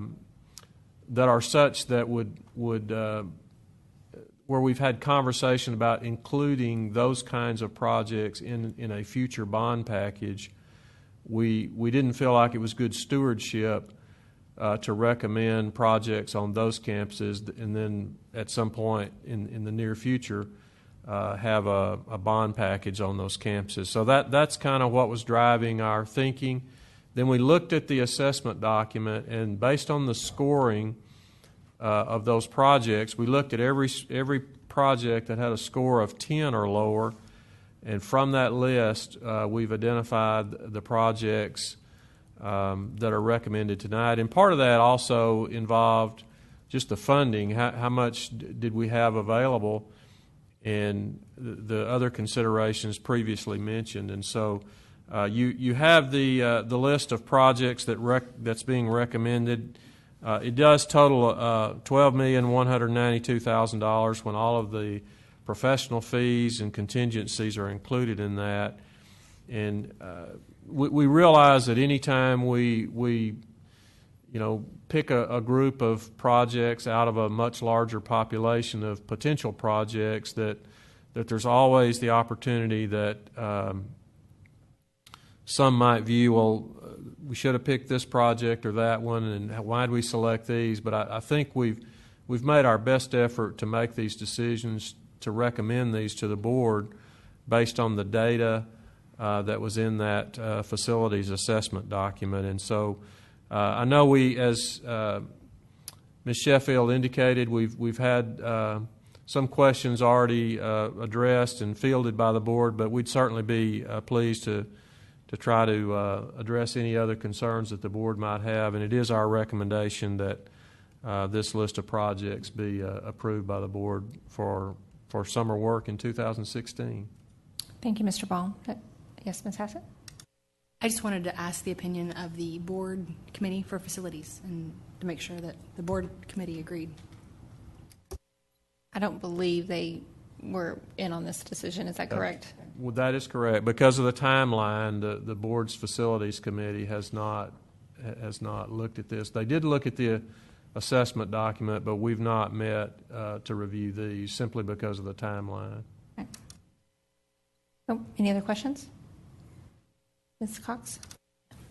Just some comments. And first of all, just some positive things. I appreciate the district doing their own facility study. I feel like we really have a true assessment now of the district. So I just want to say thank you to all those that went out and did the assessment. I really appreciate the presentation and everything that we did at the workshop. But I'm really struggling with some of this. I know we had the presentation, and it was my understanding that we would come back and get to review kind of some of the presentations. So I'm feeling very rushed to make a decision on some of these. And some of these I see are high priorities, and I would agree with most of them. But a few of these I'm not so much when I'm seeing some other things that I've pointed out that I emailed you today, Dr. Ball, regarding that I think are a higher priority. Mr. Ball, could you speak to those? Because I believe that, did you get the reply in the email?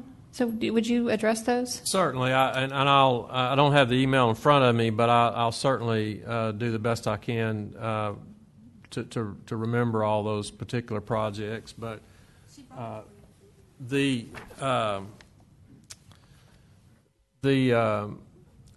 certainly there was a lighting project, as I recall, several lighting projects that were mentioned.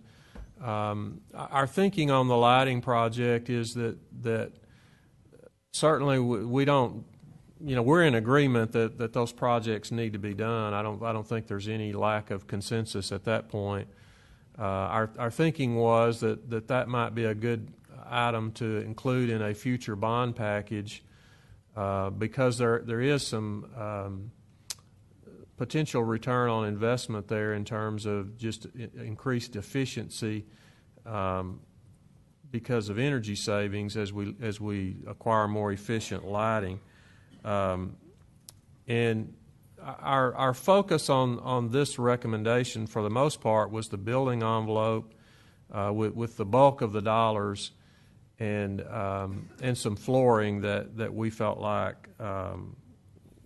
it's not so much that we felt like, but that the scores indicated was needed. And there was some painting included in these projects, Ms. Cox, that we corresponded about this afternoon. And again, we don't disagree that those projects are needed. Really, flooring and the fire safety. The fire safety would be included in the project that's being recommended at Highland Village.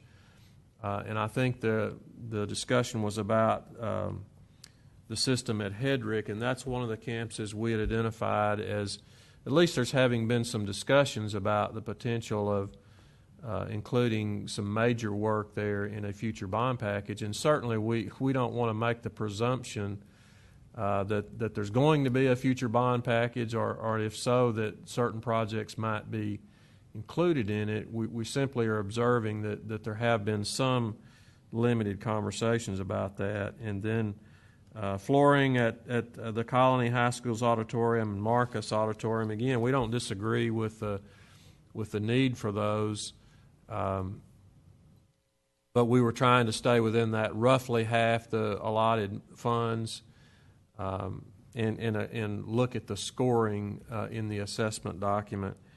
And on those VAV air handler systems at the two campuses of Old Settlers and Creekside, again, we don't disagree with that.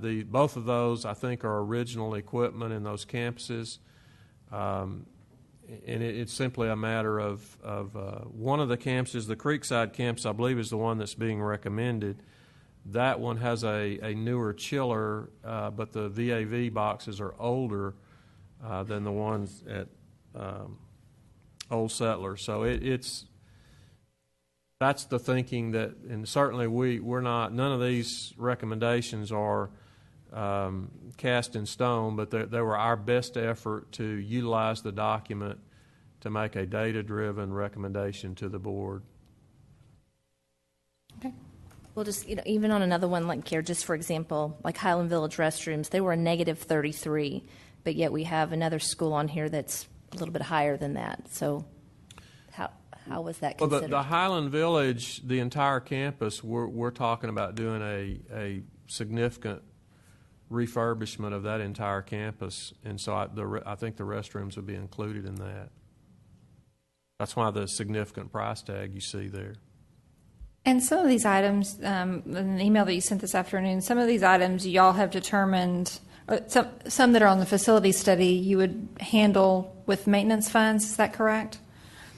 But not these items. Some of the ones that we had questions about this afternoon, I think specifically, there was a question this afternoon about a foundation issue in a particular classroom at Flower Mound Elementary School and some drainage at that campus that we believe we can address through our normal budget that the board's already approved. Correct. So my point, though, in looking at the facility study we have, do you then go through and create, okay, these are the items that we feel like we can utilize bond funds for, but then we also have another running list where we say these are the items that we believe we can take care of from our existing budget? Well, certainly we have we don't have that list available tonight, but we certainly do have projects in line for funding with our regular maintenance budget that the board approves every year and allocates for that purpose. So this list is the list that we would contemplate funding with the 2008 remaining bond funds, but that doesn't mean that projects that are not included on this list would not be done. They could be done next summer in the 2017 summer work, or some of them could be done and will be done with the normal budget funds that the Facility Services Department has. This list is simply a recommendation to identify these projects for funding and execution with 2008 bond funds. Right, and I understand that. What I think would be helpful for all of us is if we could have projections from from the Facilities Department to say, I mean, we have the 2016 projects, then to also say here's what at this point we think we would do with 2017 to utilize the remainder of those funds, but then also in a completely separate document would be here's where we think these are the projects from our facilities list that we think we will be able to take care of within our facilities department budget. Does that make sense? Yes, ma'am. Certainly does. And we've been having those discussions, and actually one additional thing, Ms. Sheffield, and this is something that several board members over the past few months have talked about. I think at the workshop they talked about that we would like to have the discussion with the board sometime in the future about possibly using some fund balance to do a few of these projects if the board chooses. In other words, if it's severe enough and the board chooses, several board members in the past have talked about, hey, let's pay for the project straight up instead of using bond funds. So we will certainly bring that to you. Mr. Miller? I have some reservations the more we talk about this, and I think we did an effective job of getting to where we had a fact-based, data-based position on the scoring. I just can't, even being on the facilities committee, I can't in my mind even articulate the strategy here and the selection criteria. So I'm not criticizing the process. I'm sure that there is a process, but I feel a little bit that the committee is almost at this point ceremonial, and that we've not been able to really understand where we're going with this. And my point here is, I look at these and say to myself, if this were my budget and I thought it might be tight, I look at the types of things here and say I could probably put those off for a year. Maybe not the roof, maybe not the fire suppression, but certainly could put off the lights and the carpet and some of those things. And so I don't see anything that jumped. I mean, maybe the Highland Village fire suppression system or whatever it is, fire sprinklers, a refresh, that needs to be done. But the other items, I don't see any educational value, and I certainly don't see us addressing any safety issues, maybe the Hebron Valley Playground. So just trying to sometimes it's better to do less projects for the amount of money and fix some of the pressing issues versus more. And so just not there on strategy, and if somebody can explain that, great. If not, I know we're running up against a timeline here. We were running up against this same timeline last year, and if people recall, we had significant issues in getting the construction manager at risk and those types of things on the table. So I'm just it's not a position, it's a principle that I'm struggling with here, and so I'll leave it at that. Let me speak about Highland Village Elementary, and I certainly don't know as much as Mr. Ball or Jason, but Highland Village Elementary, it's my understanding, has the worst roof in the district. So if we don't fix the roof, the rest of it, and so that's where the most substantial work will be, is to replace the roof. But there are some leakage areas in the building and so on, so it's all connected. So once you fix the roof, you might as well fix some of the other things. One of the concerns, and I hear exactly what you're saying, Mr. Miller, is, we have this long list that we certainly don't have enough money to do, and the longer you put off that list, the list just keeps growing and growing and growing, and eventually, so this is just our way of taking a bite out of the elephant to try to move along and get some of the work done. But certainly, I can understand the angst, and I don't know, Mr. Ball, if there's a way that we can take it to the Board Facilities Committee for them to review, since they did not have the chance to do that before. Certainly we can, and I would add some comments about the Highland Village situation. I think of all the things on here, that is probably it is the number one priority. As Dr. Rogers already pointed out, that has been characterized as the worst roof in the district. It's having significant water penetration issues, which is causing multiple other issues within the building. And so our recommendation is that one be approved. And it is, and it would also include the fire sprinkler system, which they don't have presently at that campus, and some significant work in the campus as well. But the roof absolutely is in dire need of replacement. And admittedly, we're not on the timeline. I think we're all in agreement that we're not on the timeline we'd like to be on. And there have been other issues that we've alluded to tonight that have precluded us from doing some of these things on a time that we would all like to do. But that said, the need is still there, and we're really up against just when you do the math about how long it takes to develop the specifications, advertise the bids, provide the lead time to order the materials for a summer project. Delaying it will put us in a spot where, to me, that's the trade-off we have to look at, is using a little time now to have what we would agree, I think, would be a little better process for selecting the projects. The trade-off is it will create some issues on the end of the summer that could put us in a situation where we could be affecting kids by not having jobs completed by the time school starts. So that's kind of what is driving the timeline that we're looking at, and admittedly, it's not the optimal timeline, but that's kind of where we are. Mr. Miller? It makes sense why we're at where we're at. I just think that again, I'm struggling with the principle here, and that is that we spoke a year ago about putting a process in place to make decisions, and whereas we have the data, and I'm looking at the roof at Highland Village Elementary, it's a -5. But in a data-based discussion or fact-based discussion, so I look here, the flooring in the gym's -10, the restroom for the faculty is a -33. The data-driven decision criteria suggests that we invest in other areas. That said, the yeah but is what I'm struggling with here. What got some of these? Do I think that the roof is probably more important? Absolutely, but the data doesn't.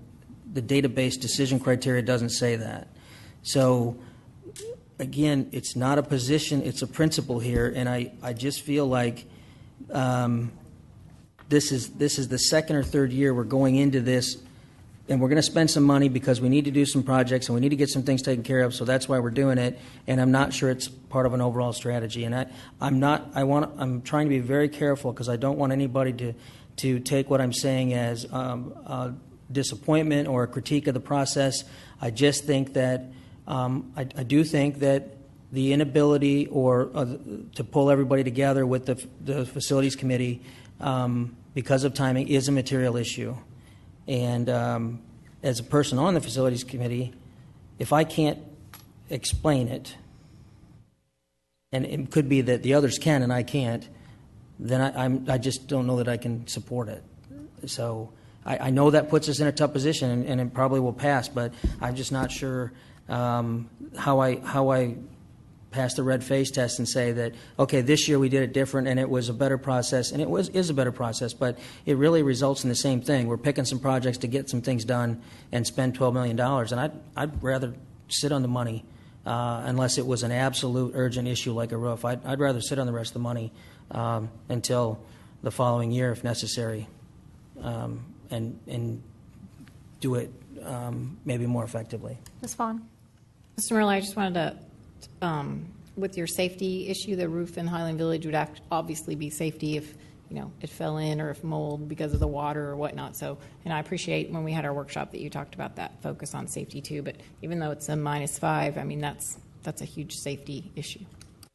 And that's can I respond? That's a fair point. I'm just not sure that that's been communicated to us. I think it's a lifespan issue that, if not resolved, could, and I see Jason and John back there, if not resolved, could in fact cause us to have some major issues or additional cost. But I'm not, we have other campuses where roofs are leaking. We have campuses where the foundation's shifting, College Street, Hedrick, we have a lot of those things going on. So I'm not suggesting that Highland Village isn't the top priority. Maybe all we do is Highland Village, because anything else on here, I don't see what the consequence is to not doing it. And again, if I'm missing it and I've got a blind spot, let me know. Well, so I would ask of this list, because it was my understanding that some of these items were chosen because of, like roofs. I mean, like the Highland Village Roof Fest was chosen because they don't have a sprinkler system, because they do have roof issues. Of the items on here, which are the ones that you would consider critical? Madam President, I would submit that the Highland Village and the roofs are critical because if we don't prevent water penetration in the buildings, it does have significant other consequences. Is that the same for skylights? Yes, because that potentially has water penetration. So the roofing, the building envelope, certainly, I think I would view that as a significant priority. Okay. The flooring, the restrooms, certainly those can be deferred. But the roof, the building envelope, if we don't maintain that, right. It creates significant costly other problems. Right. Ms. What Hassett? about the playground at a -13 for Hebron Valley, or the Stewart's Creek bathroom at a -43? I don't even want to go into the Stewart's Creek bathroom that's a -43. I have boys and they miss, so no. I think it's, just if I may, point of clarification, the scores were, if you look at the report, the scores are driven by, in most cases, a lifespan issue. So, perhaps the bathroom was also done back when we wrote our educational philosophy in 1984. So that's a problem if that's the case. But,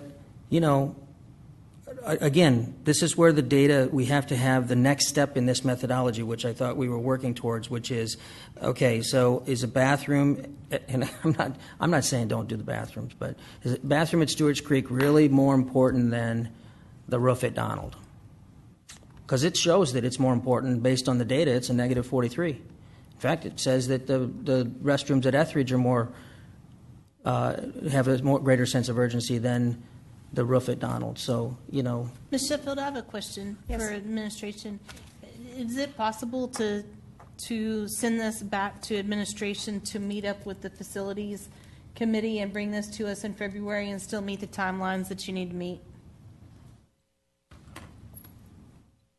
Is it possible? Yes, it's possible. It certainly will have a potential negative impact on the timeline.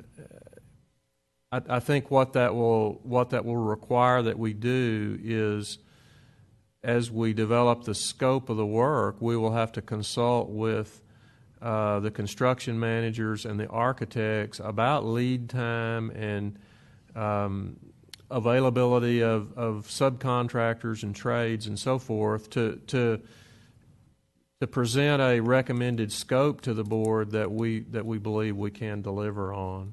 Okay. Um, Can I make a motion? Yeah, just a second. Well, okay. I'm sorry, Ms. Vaughn. Is it possible to have a special meeting so we don't have to wait till the next regular meeting?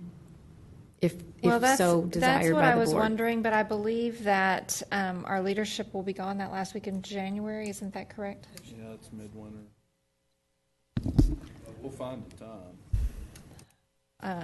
Well, I mean, to do that would require that the facilities committee make room in their schedule to meet quickly so that we could then call a special meeting again quickly. Because I agree. I think if we could do that and we could do it before the February board meeting, I think that's ideal. I don't know. What are y'all's thoughts on that? Would you be in agreement with that? Okay. All right. So, Dr. Rogers, could we do that then? And could we, Ms. Vaughn, did you have another? No, I just wanted to let the board know I'll be gone out of the country for 2 weeks. So I have to go watch my brother's kids. Can you Skype back in? Okay. I'll let you know my thoughts. Okay. We'll work on that. Okay. All right. I appreciate that. Thank you. All right. So then we will move on then to. Yeah, I think we need to make a motion. You think so? We didn't. Because it's on the agenda. Did you make a motion already? Oh, it is. No, Yeah. I asked to. Oh. Okay. Go ahead. I make a motion that we postpone or table the decision to of any summer project, any projects for the summer of 2016 to allow the facilities committee to review that information and bring it to us next meeting. Thank you, Ms. Latham. Do I have a second? Thank you, Ms. Timish. All right. All those in favor? And that's unanimous. All right. Thank you. So be watching your email because we're going to get that scheduled quick. All right. Next item. Actually, I'll just kind of, Dr. Brockman, if you're okay, I'm just going to throw this back over to Ms. Hassett. We talked about this last month, and so, Ms. Hassett, is there any other points you want to make or field any questions? Do you want to read the resolution? We read it last month, didn't we? No, that's new this month. Oh, we read the other one. last month. Yeah, we just read the. Okay. Yes, read it. Or Dr. Bartman. Yeah. Mr. Crownover, no? It's really good one. I greatly appreciate Mr. Crownover's. Okay, with no whereases. Resolution concerning the Transparency in Legislation Act, recitals. Each biennial legislative session, the Texas legislature establishes new or additional requirements on local government entities, including school districts. Oftentimes, the legislature does not provide additional funding to assist in fulfilling those requirements. As such, the governmental entities are compelled to allocate their own local taxpayer-generated resources, that's key, toward the satisfaction of the newly mandated obligations. While LISD is not opposed to the creation of legislative mandates, as many are designed to positively impact our communities and schools, the fact remains that the district is too often required to pay for their implementation without additional assistance from the state. Currently, local governmental agencies are not aware of those costs at the local level associated with the legislative mandates until after the requirements of the bills have been passed into law. The Texas Legislative Budget Board is presently required to include information related to the cost of these legislative mandates at the state budget level, but is not required to consider or reveal costs associated at the state level. Lewisville ISD believes that the school district and other local entities, governmental entities, should be aware of the projected costs of legislative mandates at the bill phase before they pass both houses of the legislature and become law. To that end, the Legislative Budget Board, in its fiscal notes for each bill, should be required to project costs to downstream agencies and governmental bodies of any proposed legislative mandates, not just at the cost to the state level, as such requirement would establish transparency in the fiscal effect of the mandates on these governmental entities. Resolution. Oh, crud. Hold on a second. Sorry.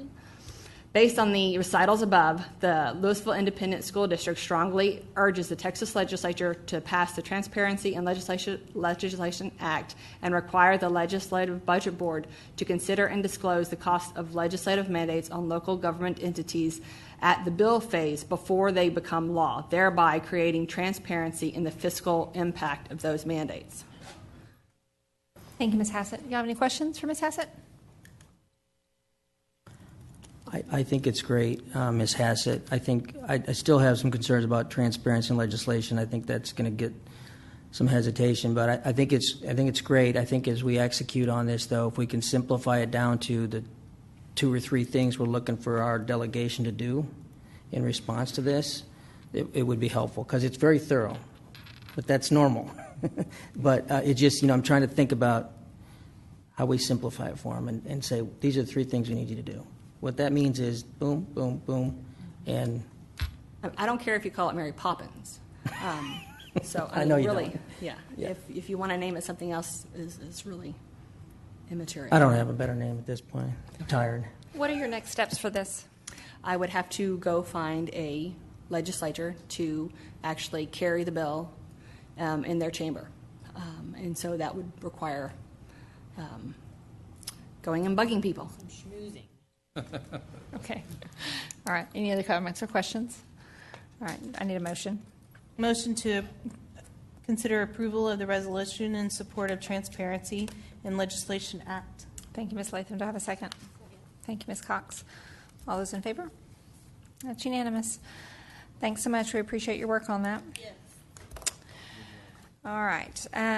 Moving into consent, are there, I know at least one item to pull from that. Are there others? I know I have 2A2. And is there another? Yes, Ms. Cox. I would like to pull 1A and 2A4. Or no, 2B4. Excuse me. 1A. So we're pulling 1A, 2B4, and 2A2. Okay. Okay. Before we do that, we need to go ahead and approve all other items on the consent. Is there a motion for that? I'd like to make a motion that we approve the consent agenda with the exception of those items that have been pulled. Thank you, Mr. Miller. Do I have a second? Second. Thank you, Ms. Hassett. All right. All those in favor? That's unanimous. All right. For 1A, Ms. Cox, would you like to? I'd like to make a motion to approve the board meeting minutes December 14th, 2015, with the correction noted on J that I am Mrs. Cox, not Mr. Cox. Thank you. All right, thank you, Ms. Cox. Do I have a second? Second. Thank you, Mr. Miller. All right, all those in favor? Can I not be in favor? No, that's unanimous. All right. I want to actually go ahead and consider item 2B4. So, Ms. Cox, if you would like. I know. I'm going to do 2B4. I'd like to make a motion to approve the renewal of CSP number 2323, 14 locker parts, repairs, and services. All right. Thank you, Ms. Cox. Do I have a second? Thank you, Mr. Miller. Ms. Cox, would you like to speak to your motion? Yes.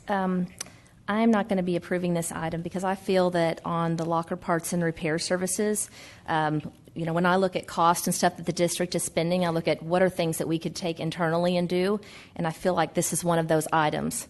I did notice that paint was on there, so I'm not sure why we couldn't just add it to the paint and supplies that we're approving for a renewal as well. But many of the schools don't even have the lockers anymore, so the number is dwindling. So I feel like this is something our maintenance department could handle with locker repair. Thank you, Ms. Cox. Any other comments or questions? This is actually a little bit unrelated, but you might be able to, it's related. And regarding lockers, have we ever given any consideration to removing lockers from our campuses? They're just not used. Yes, we have actually. Even when I was principal of Marcus back before many years ago, we actually talked about doing that. Then you have to figure out what are you going to put in their place. In other words, you yank them out and then there's holes in the walls and so on. But you're right that lockers in future facilities are certainly either not used or they build a whole lot less for those students that still might want a locker. So. Okay, so the answer is, we're just not really, Ms. Vaughn. Is this similar to several meetings ago when we talked about, I think Mr. Williams told us that I think it was painting. Was it painting, Ms. Cox? That we not necessarily use them, but this is approving it if we need to use them in a pinch. So do we have the capacity to fix these lockers ourselves, or are we always going to go out to the vendor? I'm just curious. Does that make sense? Yes.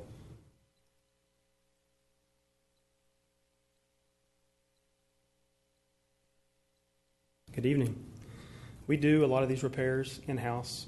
We order these parts from these suppliers, and the parts come in, and then our facilities technicians will go out and make these repairs at athletic locker rooms, campuses that do continue to use the lockers. The painting on lockers for metal surfaces is a specialized process where they actually provide an electric charge to the metal, and when they powder coat the lockers, the particles in the paint are actually a metallic, and so the positive and negative charges actually draw that metal paint directly to the locker surface. We haven't done that in some time. I know we do it in a lot of our renovations now. When we do a renovation, they actually do the electrostatic painting, so that's what that's referring to. Thank you. Any other questions? That's a great point. Okay. All those in favor? And that is Ms. Vaughn, Ms. Timish, Ms. Hassett, Ms. Sheffield, Mr. Miller, and Ms. Latham. All those opposed? That's Ms. Cox. All right. And then for item 2A2. Ms. Sheffield? Yes. I'd like to note that I'm going to recuse myself from this item and leave the chamber, and we'll return when we move to executive session. Okay. Thank you, Mr. Miller. Okay. Okay, so do I have a motion for 2A2?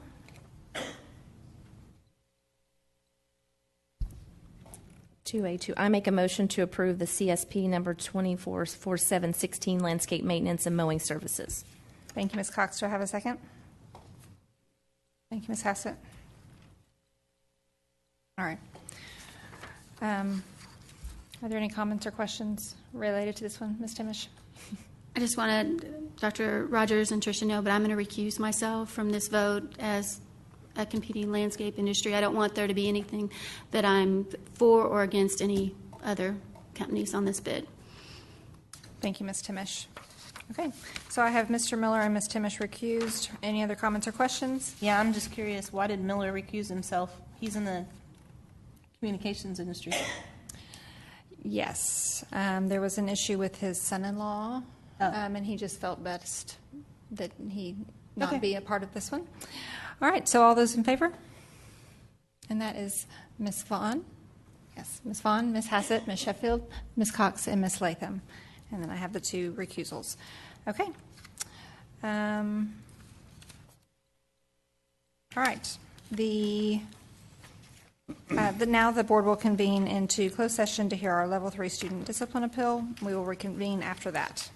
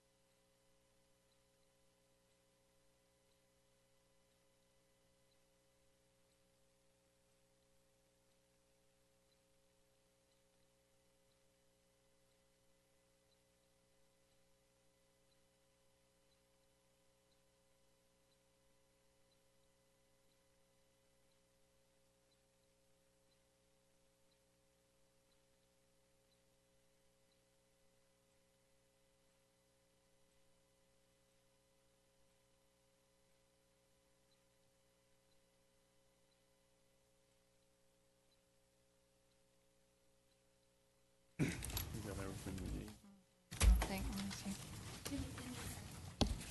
needs a minute.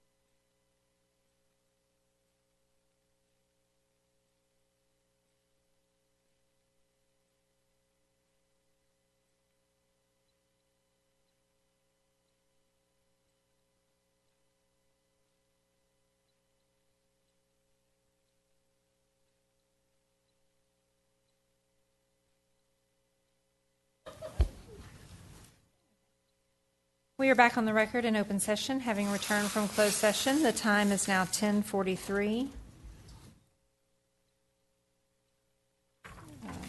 Ms. Sheffield, I'd like to make a motion. Thank you, Ms. Latham. I move to deny the Level 3 appeal of the student discipline based on the fact that what was being asked has already been remedied. However, I would also like to request administration provide written clarification to the parents on the items that the board discussed with the superintendent. Thank you, Ms. Latham. Do I have a second? Second. Thank you, Mr. Miller. All those in favor? And that's unanimous. All right, thank you all for your cooperation. This grievance matter is concluded, and our meeting is now adjourned. The time is now 10:44.